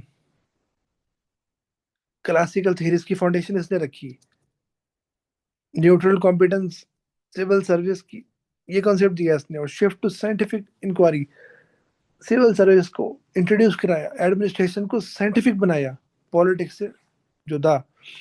Impact on global administrative world, पूरे वर्ल्ड में प्रोफेशनलिज्म आ गया, रेवोल्यूशन आ गया प्रोफेशनल सिविल सर्विस की सूरत में। इन तमाम कंट्रीज के अंदर सिविल सर्विस सिस्टम्स आ गया, इंटरनेशनल गवर्नेंस आ गई, यूएनओ, वर्ल्ड बैंक, आईएमएफ सारे इस पर चलना शुरू हो गए। और जितने आगे पैराडाइम्स हैं उन सब का बेसिकली डिपेंडेंट इसी के ऊपर है। पाकिस्तान में क्या इम्पैक्ट पड़ा? एक सिविल सर्विस का सिस्टम मिला हमें, सीएसएस पीएमएस की सूरत में, जिसमें हायरार्की है, रूल बेस्ड मेरिट ओरिएंटेड हमारी सिविल सर्विस है। इंडक्शन हमारी कैसी होती है, एफपीएससी से पीपीएससी से, ये मॉडल विल्सन ने दिया हमें। ऑपरेशनल प्रैक्टिस हमारी जोन सी है, किस तरह हम पब्लिक पॉलिसी को इम्प्लीमेंट करते हैं 40 डिपार्टमेंट से और 156 तहसीलों के अंदर, through attach departments, through field formation, 156 फील्डों से, तहसीलों से, 40 डिस्ट्रिक्ट से, 40 डिपार्टमेंट से। जब हम देखते हैं चैलेंजेस हमारे सारे पॉलिटिकल नेचर के होते हैं, तो हम विल्सन को याद करते हैं कि किस तरह सोल्यूशन उसने दिया था। और रिफॉर्म भी हम उस तरह करेंगे जो विल्सन ने प्रकाया हमें, कि न्यूट्रलिटी होगी, रूल ऑफ लॉ होगा, हम बिल्कुल प्रोफेशनल सिविल सर्विस होगी, हायरार्की बेस्ड होगी, सेपरेट होगी बिल्कुल। तो ये अब हम देखते हैं इसको। अब हमने क्या पढ़ा, एरा पॉलिटिक्स एडमिनिस्ट्रेशन डायकोटमी, इसमें हमने ओवरव्यू पढ़ा, इसकी डेफिनेशन पढ़ी, ओरिजिन पढ़ा इसका हमने।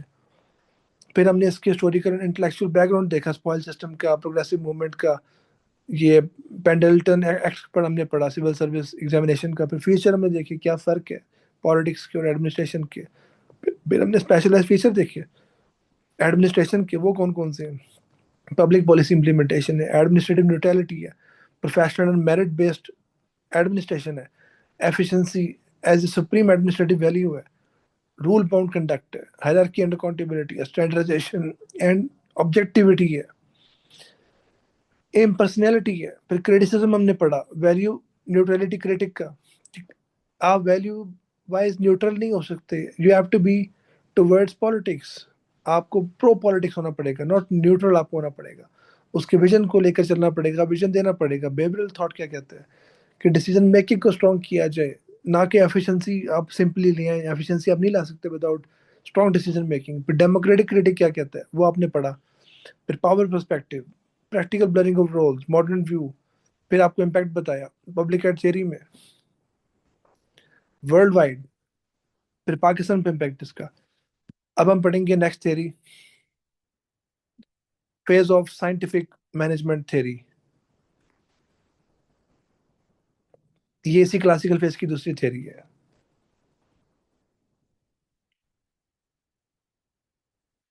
ये थियरी किसने दी, ये हम अगले 30 मिनट्स में पढ़ेंगे इंशाल्लाह। डोंट वरी, शुरू में हम ना स्पीड इसी तरह रखेंगे, डिटेल में पढ़ेंगे। वंस हमारी बेस बन जाएगी, हम किसी क्लास में को आधा पौना घंटा ऊपर भी लगा सकते हैं आगे। तो नो वरीज, इसको हम कंप्लीट कर लेंगे 2 लेक्चर के अंदर।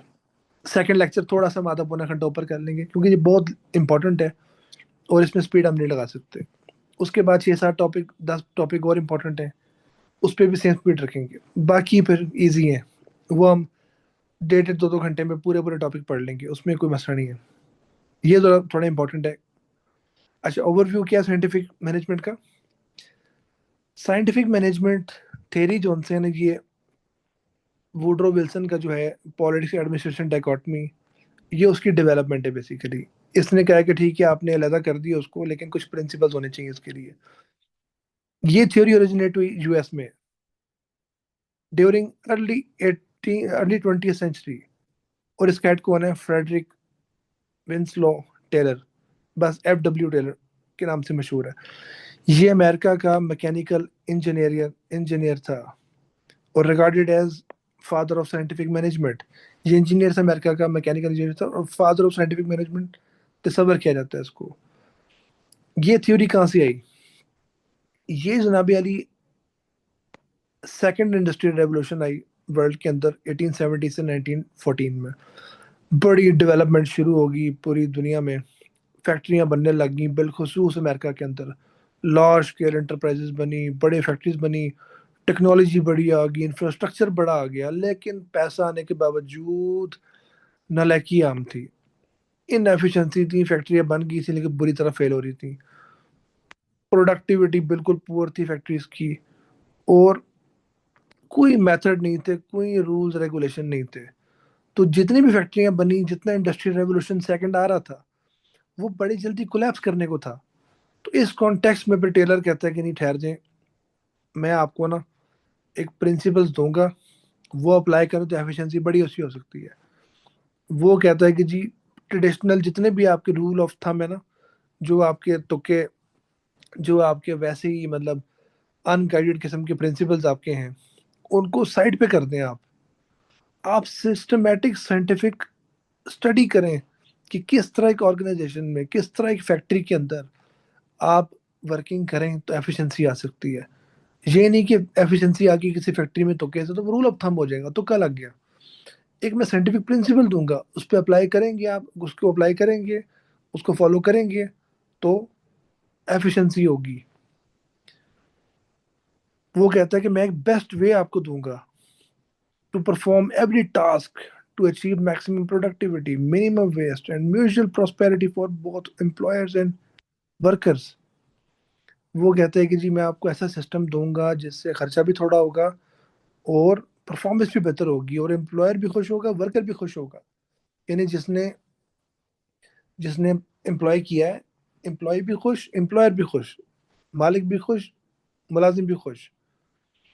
फिर वो डेफिनेशन देता है इसकी, scientific management consist of knowing exactly what you want men to do and then seeing them that they do it in the best cheapest way। कि साइंटिफिक मैनेजमेंट क्या है, आप देखें किस तरह लोग काम करते हैं बेस्ट तरीके से और सस्ते तरीन तरीके से। They do it in the best and the cheapest way, कि सबसे अच्छे तरीके से और सबसे सस्ते तरीके से। टेलर जॉनसन ना मेन आर्किटेक्ट था, मेन लीडर था स्कूल ऑफ थॉट का। लेकिन इसके साथ इन लोगों ने हेल्प की, नाम जरूरत नहीं याद करने की आपको, वो वैसे पढ़ लें उसको। फ्रैंक है, गिलब्रेथ है, हेनरी गेंट है, हैरिंगटन एमरसन, बस ये वैसे नाम देख लें इसका, कोई इंपॉर्टेंट नहीं है याद करना, मेन एक ही बंदा है बस, TW टेलर। बस ये नाम याद करना है आपको। इसकी मेजर पब्लिकेशन ये इंपॉर्टेंट है, ये नोट कर लें। The principles of scientific management, ये इंपॉर्टेंट कर लें। एसेंस क्या है इसका? साइंटिफिक मैनेजमेंट जो उनसे ना एक बड़ा रेशनल मैकेनिकल सिस्टम दिया है उसने। ये मेथड एक है, ये साइंटिफिक है, ऑब्जर्वेशन बेस्ड है, मेजरमेंट बेस्ड है, एक्सपेरिमेंट बेस्ड है, जो अप्लाई होता है मैनेजमेंट के अंदर। यानी आम अल्फाज में इसने कुछ सेट ऑफ प्रिंसिपल्स बताए कि वो अप्लाई किए जाए तो इनएफिशिएंसी से दूर आप भाग सकते हैं, आप एफिशिएंसी अचीव कर सकते हैं। तो अभी तक हमने क्या पढ़ा? ओरिजिन हुआ इसका किधर? US में। किसने किया? मैकेनिकल इंजीनियर ने। क्यों किया? कि बहुत ज़बरदस्त इंडस्ट्रियल ग्रोथ हो रही थी, कारखाने बन रहे थे, लेकिन कारखाने डाउनफॉल में जाने को थे। क्यों? प्रोडक्शन बेहतर नहीं हो पा रही थी, इंफ्रास्ट्रक्चर तो बन गया था, इनएफिशिएंसी बहुत थी, कोई स्टैंडर्ड प्रिंसिपल्स नहीं थे कि कैसे चलाया जाए, कि कैसे स्टीयर किया जाए फैक्ट्रीज वगैरह को। तो खतरा था कि ये कोलैप्स हो जाएगा सारा।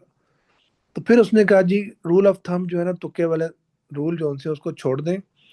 मैं आपको बताऊंगा साइंटिफिक मेथड, अगर वो अप्लाई किया जाए, कुछ प्रिंसिपल्स अप्लाई किए जाए, तो हर फैक्ट्री सक्सेस हासिल कर सकती है।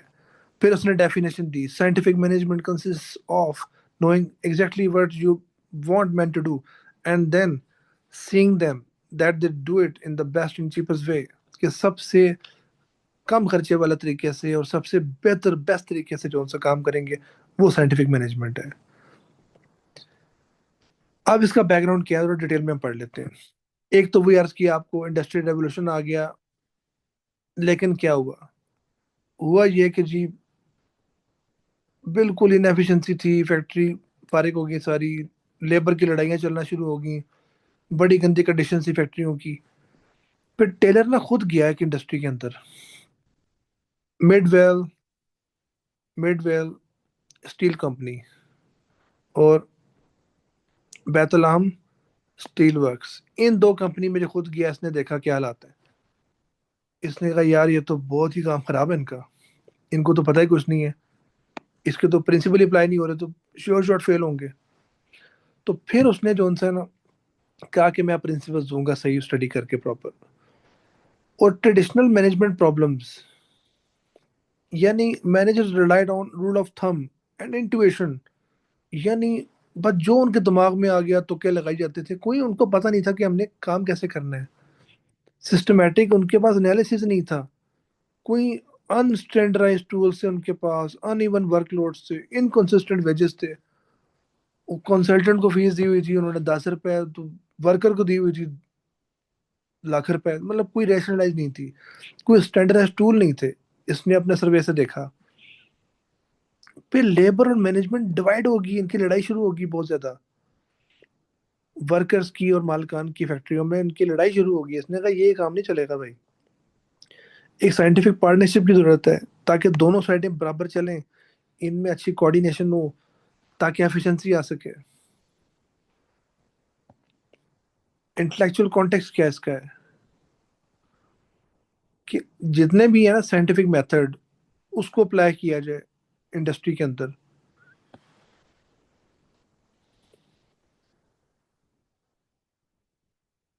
और इसने साइंटिफिक मैनेजमेंट के जरिए ना पब्लिक एड को बतौर साइंस एक नई ऑपरेशनल फॉर्म दिया। तो ये हमने क्या पढ़ा? इंडस्ट्रियल रेवोल्यूशन आई, इकोनॉमिक ग्रोथ बड़ी ज़्यादा शुरू होगी, लेकिन डाउनफॉल होने लग गया। क्यों? फैक्ट्रीज के हालात बड़े ख़राब थे, लड़ाई झगड़े होते थे, और इनएफिशिएंसी आने लग गई थी, और कोई वर्क प्लान नहीं था, कोई सिस्टमेटिक वर्किंग नहीं थी।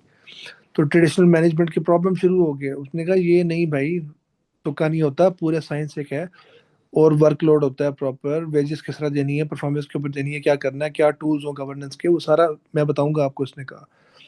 फिर बड़ी लड़ाइयाँ शुरू हो गई थी, डिस्ट्रस्ट था लेबर का और मैनेजमेंट का, यानी फैक्ट्री मालकान को और लेबर का, वर्कर्स का बड़ा लड़ाई शुरू हो गई थी यार फैक्ट्रियों में। तो इसने कहा ये मामला ठीक नहीं है। इसने कहा मैं आपको कुछ मैथमेटिकल प्रिंसिपल देता हूँ, वो अप्लाई करेंगे तो श्योर शॉर्ट सक्सेस मिलेगी आपको। और वुडरो विल्सन ने अलग किया पॉलिटिक्स को एडमिनिस्ट्रेशन से, इसने ऑपरेशनलाइज किया एडमिनिस्ट्रेशन को, साइंटिफिक प्रिंसिपल्स थे। अब हम पढ़ेंगे core features, principle of scientific management. ये अब आप नोट करेंगे, बैकग्राउंड पता चल गया आपको। पहला क्या पॉइंट है, science not rule of thumb. Taylor ने कहा कोई गैस वर्क नहीं होगा, नो स्टूपिडिटी, साइंटिफिक वर्क होगा। Each job should be scientifically studied using time and motion studies to the best, only one best way. वो कहता है कि जनाब अली कोई गैस वर्क नहीं होगा, साइंटिफिक वर्क होगा, साइंस होगा जो चलाएगा पूरी कंपनी को। उसने फिर ना करके दिखाया बैतलहम स्टील इंडस्ट्री के अंदर, उसने एक्सपेरिमेंट किया। उसने कहा मैं बताता हूँ कैसे होगा। एक वर्कर को उसने ना पकड़ा, उसको साइंटिफिक प्रिंसिपल बताए, वो 12 टन की बजाय ना 47 टन बनाने लग गया दिन के अंदर स्टील। तो लोग हैरान हो गए थे किस तरह है, हाउ कम कि एक बंदा जो 12 बना रहा है टन एक दिन के अंदर लोहा स्टील, उसने, टेलर ने उसको पढ़ाया साइंटिफिक प्रिंसिपल, वो 47 बनाने लग गया। तो उसने कहा यस, दिस इज साइंस, ये एक प्लान है, नॉट रूल ऑफ थंब। फिर scientific selection and training of workers, वो कहते हैं मुंह उठा के सिफारिशियों को नहीं रखना हमने। Employees should be selected based on aptitude for special specific tasks and trained to follow specific scientifically developed methods। फिर आपकी इनएफिशिएंसी खत्म होगी। वो कहता है कि जी आईटी के बंदे को लगाएं आईटी की फील्ड में अपनी फैक्ट्री की। ये नहीं कि उसको आप, पॉलिटिकल साइंस का प्रोफेसर है, उसको आपने कहा कि जी ऑपरेशन करें जाके अस्पताल में, वो मार देगा मरीज को। बात समझे? तो ये वो चीज़ है कि जिसका काम है वो करे। और वो डेवलपमेंट का जो बंदा है ना, वो डेवलपमेंट का काम करे फैक्ट्री के अंदर। फाइनेंस का बंदा है, वो फाइनेंस का काम करे। जो एचआर का बंदा है वो एचआर का काम करे। ये पहली बारी स्पेशलाइजेशन फैक्ट्री के अंदर इसने कहा था ये होगी। सबके इसने कहा था सारे लाइन में सीधे हो जाए।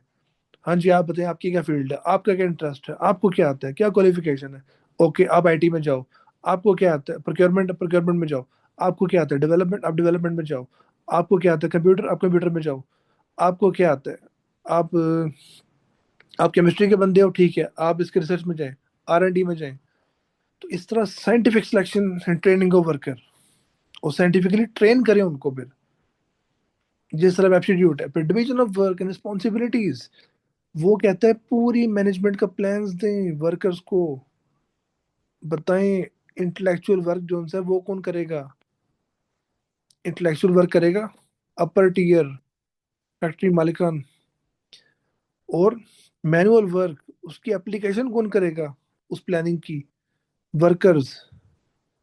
तो ये उसने बताया कि जी हायरार्की इस तरह होगी कि जो ऊपर वाले लोग हैं ना सारे सियाने, वो करेंगे प्लानिंग, और जो नीचे वाले लोग हैं ना वर्कर सारे, वो करेंगे मैनुअल वर्क, इम्प्लीमेंटेशन करेंगे उसकी।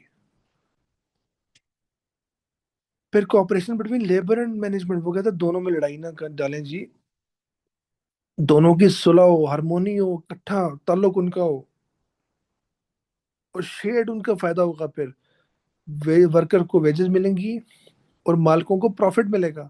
तो लिहाजा मत लड़ाइयाँ करें, ये एक पेज पर यूनिटी के साथ काम करें। डिफरेंशियल पीस रेट सिस्टम, वो कहता है कि जी ये ना करें कि फीस या सैलरी सबको एक जैसी दें, या इरेशनली दें, किसी को लाख दे दें किसी को 10 दे दें, ऐसा नहीं होगा। उसकी एबिलिटी के मुताबिक दें, सिफारिश की बुनियाद पे ना दें। हाई रेट्स दें for exceeding standards, low rates for under performers. सबकी सैलरी बराबर ना हो, जो ना परफॉर्म करे उसको थोड़ी सैलरी दें, जो अच्छा परफॉर्म करे उसको बोनसेस दें, ज़्यादा सैलरी दें। तो फिर वो खुश होगा, मोटिवेशन आएगी उसके अंदर। तो क्या आपको 5 प्रिंसिपल पढ़ाया अभी तक? साइंस हो, not rule of thumb, scientific selection हो वर्कर की, स्पेशलाइजेशन हो, ट्रेनिंग करें स्पेशलाइज उनकी, और डिवीजन ऑफ वर्क हो, हर बंदे का अपना अपना काम हो, अपर क्लास प्लानिंग करे, लोअर क्लास इंप्लीमेंट करे, कोऑपरेशन हो फैक्ट्री मालकान का और मैनेजमेंट का फैक्ट्री के मालकान का यानी, और वर्कर्स का, लड़ाइयाँ झगड़ा न करें, दोनों का फायदा इसमें काम करें।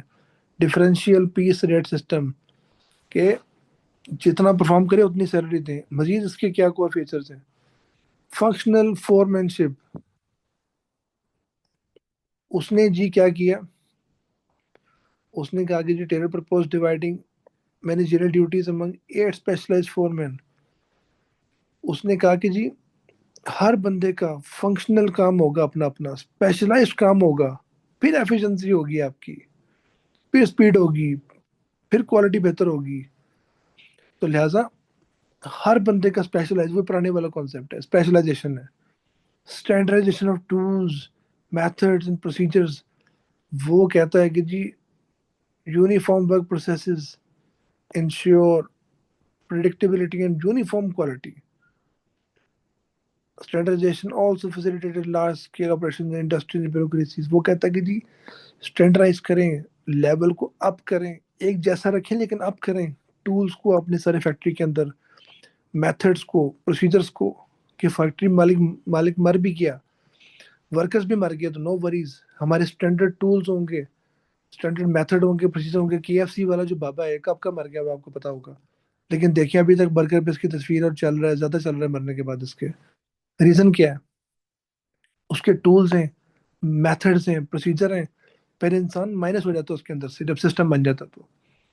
Emphasise on measurement and record keeping, वो कहते हैं प्रॉपर रिकॉर्ड कीपिंग करें, एक एक एक्टिविटी की, एक एक एक्टिविटी की प्लानिंग चार्ट्स बनाएं, टाइम रिकॉर्ड करें, कॉस्ट देखें कितनी आई, और अर्ली देखें, अर्ली फॉर्म जब परफॉर्मेंस ऑडिट किया था उसका, यानी प्रॉपर रिकॉर्ड कीपिंग करें, हर चीज को रिकॉर्ड करें, प्लानिंग चार्ट बनाएं, क्या करना है आपने इस महीने में, अगले महीने में, अगले दिन, अगले घंटे में, और टाइम रिकॉर्ड करें कि कब काम करना है, कब खत्म करना है, कब शुरू करना है, और कितनी कॉस्ट आएगी, क्या कॉस्ट बचाएंगे, और पहले क्या उसने काम किया, उसके पहले परफॉर्मेंस देखें उस बंदे की, उस इदारे की, उस विंग की।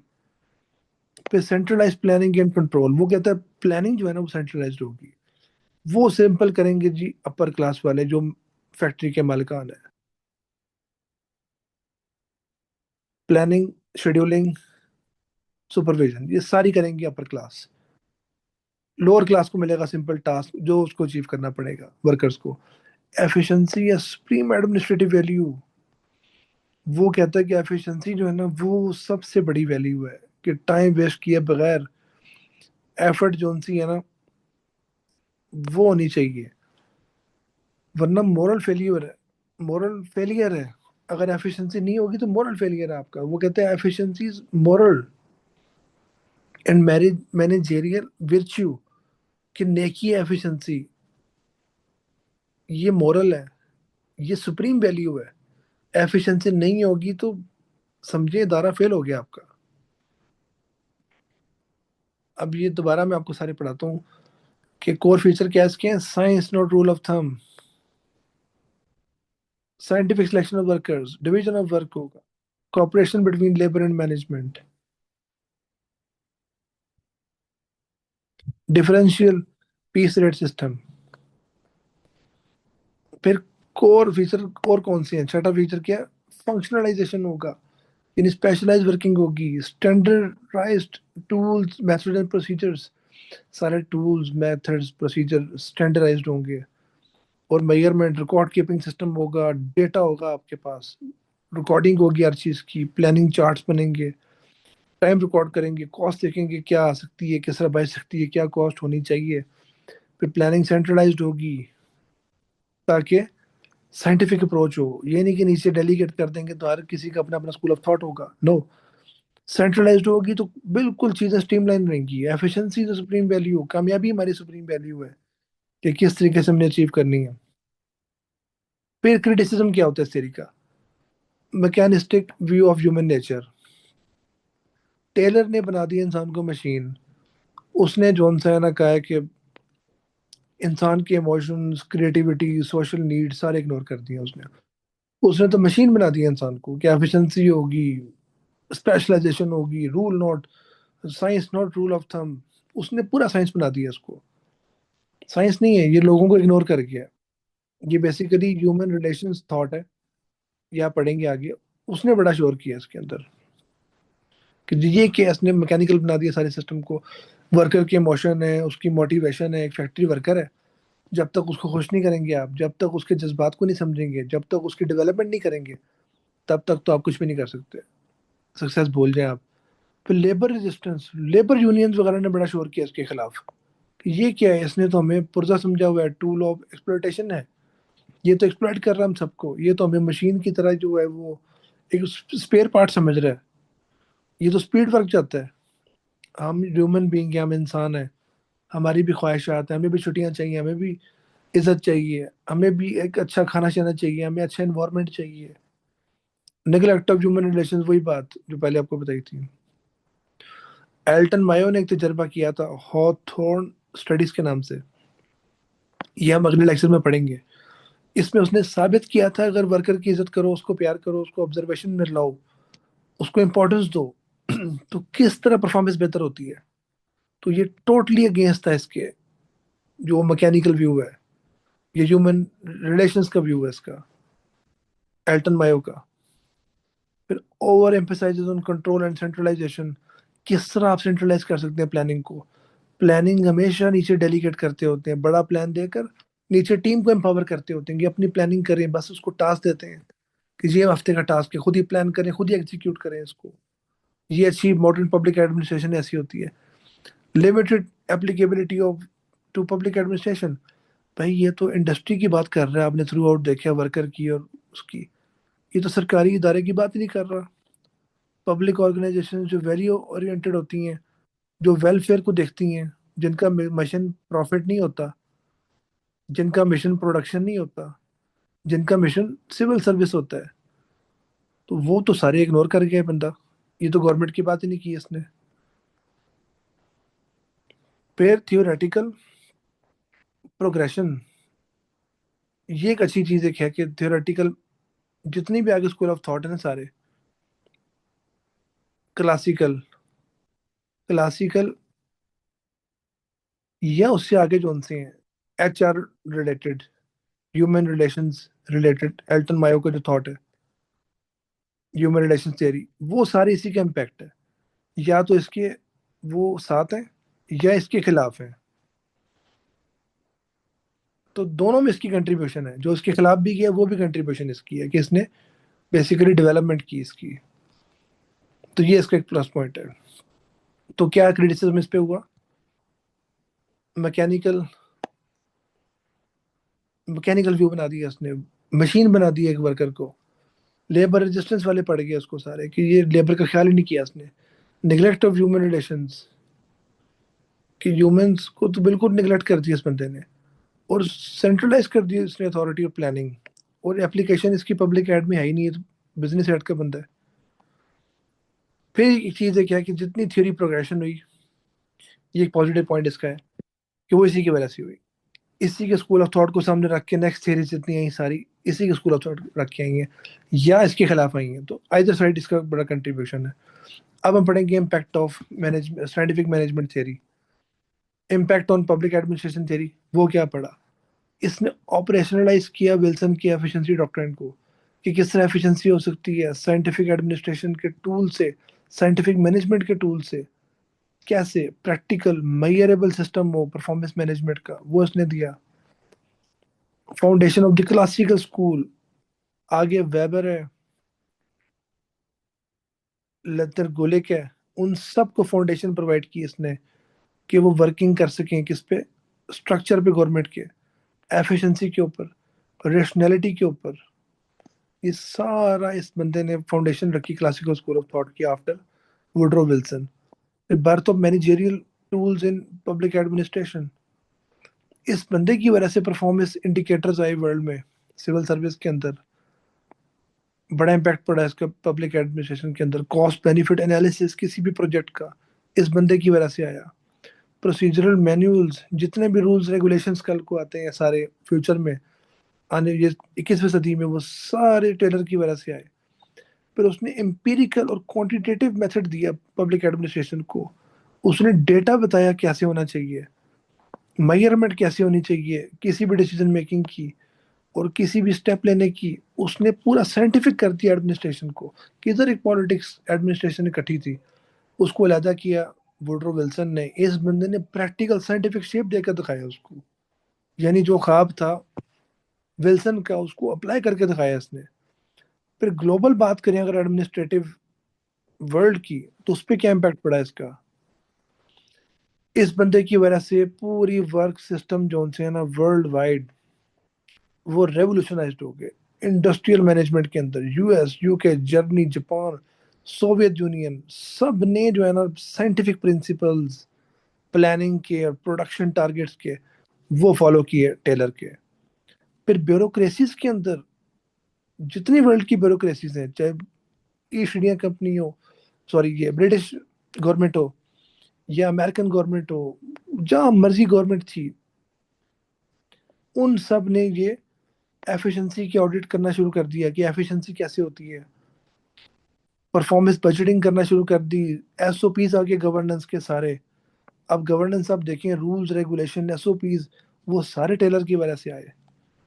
Institutionalisation of training and education, जो स्पेशलाइज्ड ट्रेनिंग दी जाती है ऑफिसर्स को या बाकी सब लोगों को, हार्वर्ड बिजनेस स्कूल के अंदर, वॉर्टन के अंदर, एलएसई के अंदर, लंदन स्कूल ऑफ इकोनॉमिक्स के अंदर, ये हर जगह एडमिनिस्ट्रेटिव साइंसेज से पढ़ाई जाती है। स्पेशलाइज कोर्सेज कराए जाते हैं आपके सीएसए वगैरह में, आपके एमपीडीटी में। ये पाकिस्तान में आएगा, इसको छोड़ दें।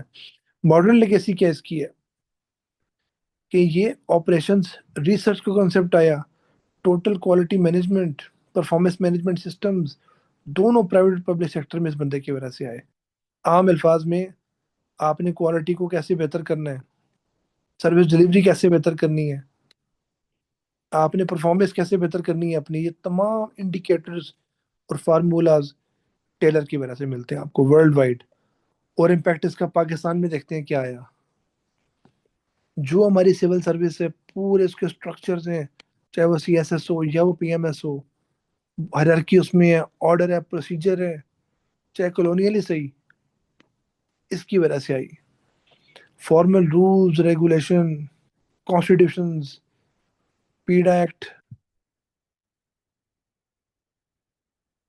Civil servants act 1974, PMS rules 2004, civil servants act 1976, ये तमाम के तमाम सारे हमने सीखे साइमन, सॉरी ये टेलर की वजह से, टीडब्ल्यू टेलर की वजह से।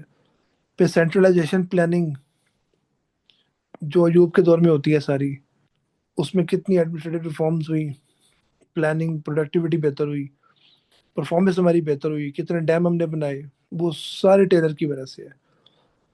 कि सेंट्रलाइज प्लानिंग की वजह से क्या क्या फायदे होते हैं हमारे। जो हमारी प्लानिंग कमीशन ऑफ पाकिस्तान है, planning commission of Pakistan centralise planning करती है। Sectoral development programme of Pakistan, वो सारा प्लानिंग कमीशन बना के देती है आपको।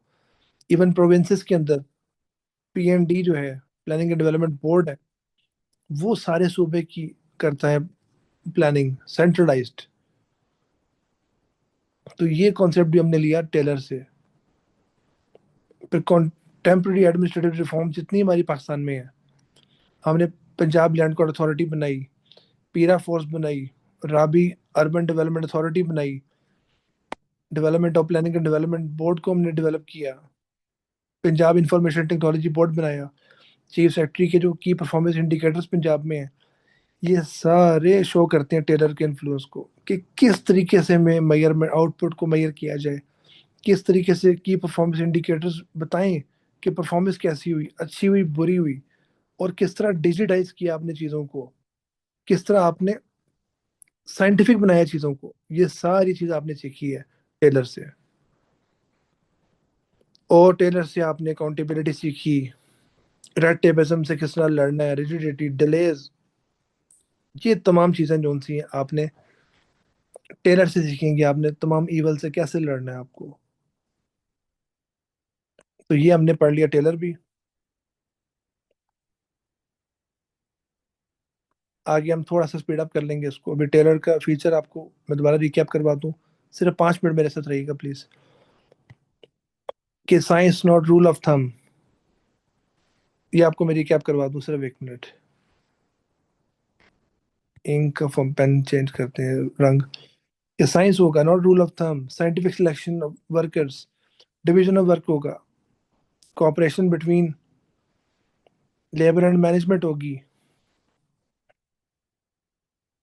डिफरेंशियल सैलरीज होंगी सबकी अकॉर्डिंग टू परफॉर्मेंस, फंक्शनलिज्म होगी, स्टैंडर्ड टूल्स मेथड्स प्रोसीजर्स होंगे, एसओपीज होंगे, टूल्स मेथड्स स्टैंडर्डाइज्ड होंगे, जो बंदों पे डिपेंड ही नहीं करेंगे, मैकेनिकल साइंटिफिक बन जाएगा। रिकॉर्ड कीपिंग होगी हर चीज की, मेजरमेंट होगी, प्लानिंग चार्ट्स बनेंगे, सेंट्रलाइज प्लानिंग होगी, एफिशिएंसी सुप्रीम वैल्यू होगी। फिर क्रिटिसिज्म इसमें कौन किसने किया? मैकेनिकल व्यू वाले ने किया कि आपने मशीन बना दी है, इमोशन इग्नोर कर दें।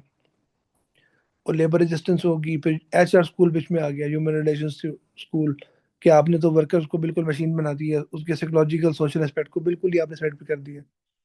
और किस तरह आपने ओवर एम्फेसाइज किया सेंट्रलाइज्ड प्लानिंग को, और एप्लीकेबल तो है ही नहीं है, तो एप्लीकेबल ही बिजनेस साइड में, पब्लिक साइड में तो है ही नहीं। फिर इसके फायदे नुकसान, देन उसका इम्पैक्ट हमने पढ़ा पब्लिक हेल्थ थियरी के ऊपर, इंटरनेशनल एडमिनिस्ट्रेटिव सिस्टम के ऊपर और पाकिस्तान के ऊपर। अब हम नेक्स्ट पढ़ेंगे, अब नेक्स्ट लेक्चर के अंदर ये मैक्स वेबर की ब्यूरोक्रेटिक थियरी है, ये हम पढ़ेंगे सारी, इसका बैकग्राउंड, कोर फीचर्स, इम्पैक्ट उसका पाकिस्तान वर्ल्ड और उसमें पब्लिक थियरी में। फिर हम पढ़ेंगे ये एडमिनिस्ट्रेटिव मैनेजमेंट थियरी पढ़ेंगे, रतुल गुलिक की और फॉयल की, इनके सिस्टम सारे पढ़ेंगे हम। फिर उसका इम्पैक्ट पाकिस्तान थियरी और ग्लोबल। फिर हम पॉलिटिक्स एडमिनिस्ट्रे सॉरी प्राइवेट पब्लिक एडमिनिस्ट्रेशन का डिफरेंस पढ़ेंगे हम, ये स्कूल ऑफ थॉट है, उसके सारे फीचर, डिसिमिलैरिटी, सिमिलैरिटीज, फिर इम्पैक्ट उसका। फिर हम ये ह्यूमन रिलेशंस थियरी पढ़ेंगे, हॉथॉर्न एक्सपेरिमेंट जो हुआ वो पढ़ेंगे हम सारा, उसके फीचर पढ़ेंगे, कौन कौन सा था, इल्यूमिनेशन एक्सपेरिमेंट था, relay assembly test room experiment था, इंटरव्यूइंग प्रोग्राम था, bank wiring observation room study था, ये हम पढ़ेंगे सारा। फिर उसके इम्पैक्ट पाकिस्तान पे, थियरी पे और वर्ल्ड पे। फिर बिहेवियरल थॉट पढ़ेंगे हम, राउंडेड बाउंडेड रेशनैलिटी पढ़ेंगे साइमन की, डिसीजन मेकिंग के ऊपर। फिर उसका इम्पैक्ट, फिर हम पढ़ेंगे ये सिस्टम थियरी, फिर हम पढ़ेंगे न्यू पब्लिक एडमिनिस्ट्रेशन। उसके बाद हम पढ़ेंगे, स्ट्रक्चर सबका सेम रहेगा, रेशनल चॉइस थ्योरी पढ़ेंगे हम, पब्लिक चॉइस थ्योरी पढ़ेंगे। उसके बाद हम पढ़ेंगे न्यू पब्लिक मैनेजमेंट पढ़ेंगे, प्राइवेट पब्लिक एडमिनिस्ट्रेशन के जो कोलेबोरेशन है उसको हम पढ़ेंगे, उसके इम्पैक्ट पढ़ेंगे वर्ल्ड में, फिर की फीचर पढ़ेंगे उसके। उसके बाद हम पढ़ेंगे गवर्नेंस एरा, कि किस तरह प्राइवेट सेक्टर जो उनसे है वो प्रमोट करे एडमिनिस्ट्रेशन को, सिविल सोसाइटी किस तरह प्रमोट करे उसको, मिल के चलें सारे, उसका इम्पैक्ट। फिर डिजिटल गवर्नेंस पढ़ेंगे हम, ये न्यू पब्लिक सर्विस पढ़ेंगे हम। फिर हम डिजिटल गवर्नेंस पढ़ेंगे। अभी आप इससे घबराएं नहीं, बड़ा मज़ेदार ये है। और जो इम्पोर्टेंट तरीन जो हमारे सवाल आते रहे वो हम पढ़ेंगे, कंपैरिजन वेबर का और साइंटिफिक मैनेजमेंट का, ये अक्सर सवाल आता है, ये हम पढ़ेंगे, प्रॉपर आपके लिए तैयार किया हुआ है। और इसके बाद एक और बड़ा सवाल सीएसएस में आता है कि जी क्लासिकल थ्योरी जो सी हैं वो तो अप्लाई होती नहीं है पाकिस्तान के अंदर, प्रैक्टिकली बताएं आप। उसका सारा जवाब तैयार किया गया है इस चीज़ का। फिर अक्सर आता है कि न्यू पब्लिक मैनेजमेंट में और ट्रेडिशनल पब्लिक मैनेजमेंट में क्या फ़र्क है, कंपेयर एंड कंट्रास्ट करें, तो वो रेडीमेड आपके लिए तैयार किया गया है। फिर ये रेफरेंसिंग वगैरह सारे ओरिजिनल इनसे पढ़कर किया गया है, ताकि एक अच्छा मटेरियल आपको मिल सके। विद दिस इन कॉन्टेक्स्ट हम इस तरह को 8-10 सवाल बहुत तगड़े पढ़ेंगे, 8-10 लेक्चर्स। बाकी हम जो उनसे स्पीड अप भी करेंगे इसको, तो इंशाल्लाह don't worry about the pace. ये शुरू में मेरा स्टाइल है कि मैं 8-10 दिन इसी तरह स्लो स्लो पढ़ाता हूँ, आपकी बेस बन जाती है। इसी तरह पॉलिटिकल साइंस के जो मेरे स्टूडेंट्स थे वो रो रहे थे कि पॉलिटिकल साइंस बड़ी स्लो जा रही है हमारी। 13 अक्टूबर को मैंने शुरू की थी, और उसका सिलेबस आप देख लें कितने। और वो बीच में एमपीटी भी आ गया, उनकी भी छुट्टियां 5-6 ली उन्होंने। तो मैंने उनको 17 दिन, वो 47 डेज में मैंने ख़त्म कराई उनको पूरी पॉलिटिकल साइंस। तो ये उसका आधा सिलेबस भी नहीं है। तो ये जब हमारा दिल करेगा तो हम स्पीड मार के उसको जल्दी भी करवा सकते हैं, यानी 5-6 दिन पहले भी। लेकिन प्रॉमिस मेरा आपसे ये है कि 4th वीक ऑफ जनवरी में हम ख़त्म करेंगे इसको। विदेशन कॉन्टेक्स्ट हम आपसे इजाज़त चाहते हैं, लेकिन मीन वाइल आप अपना कुछ बताएं, कोई आपने चीज़ समझ नहीं है, कुछ आपको समझ नहीं आई।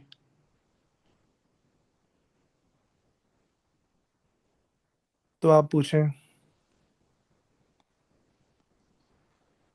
Who give spoil system?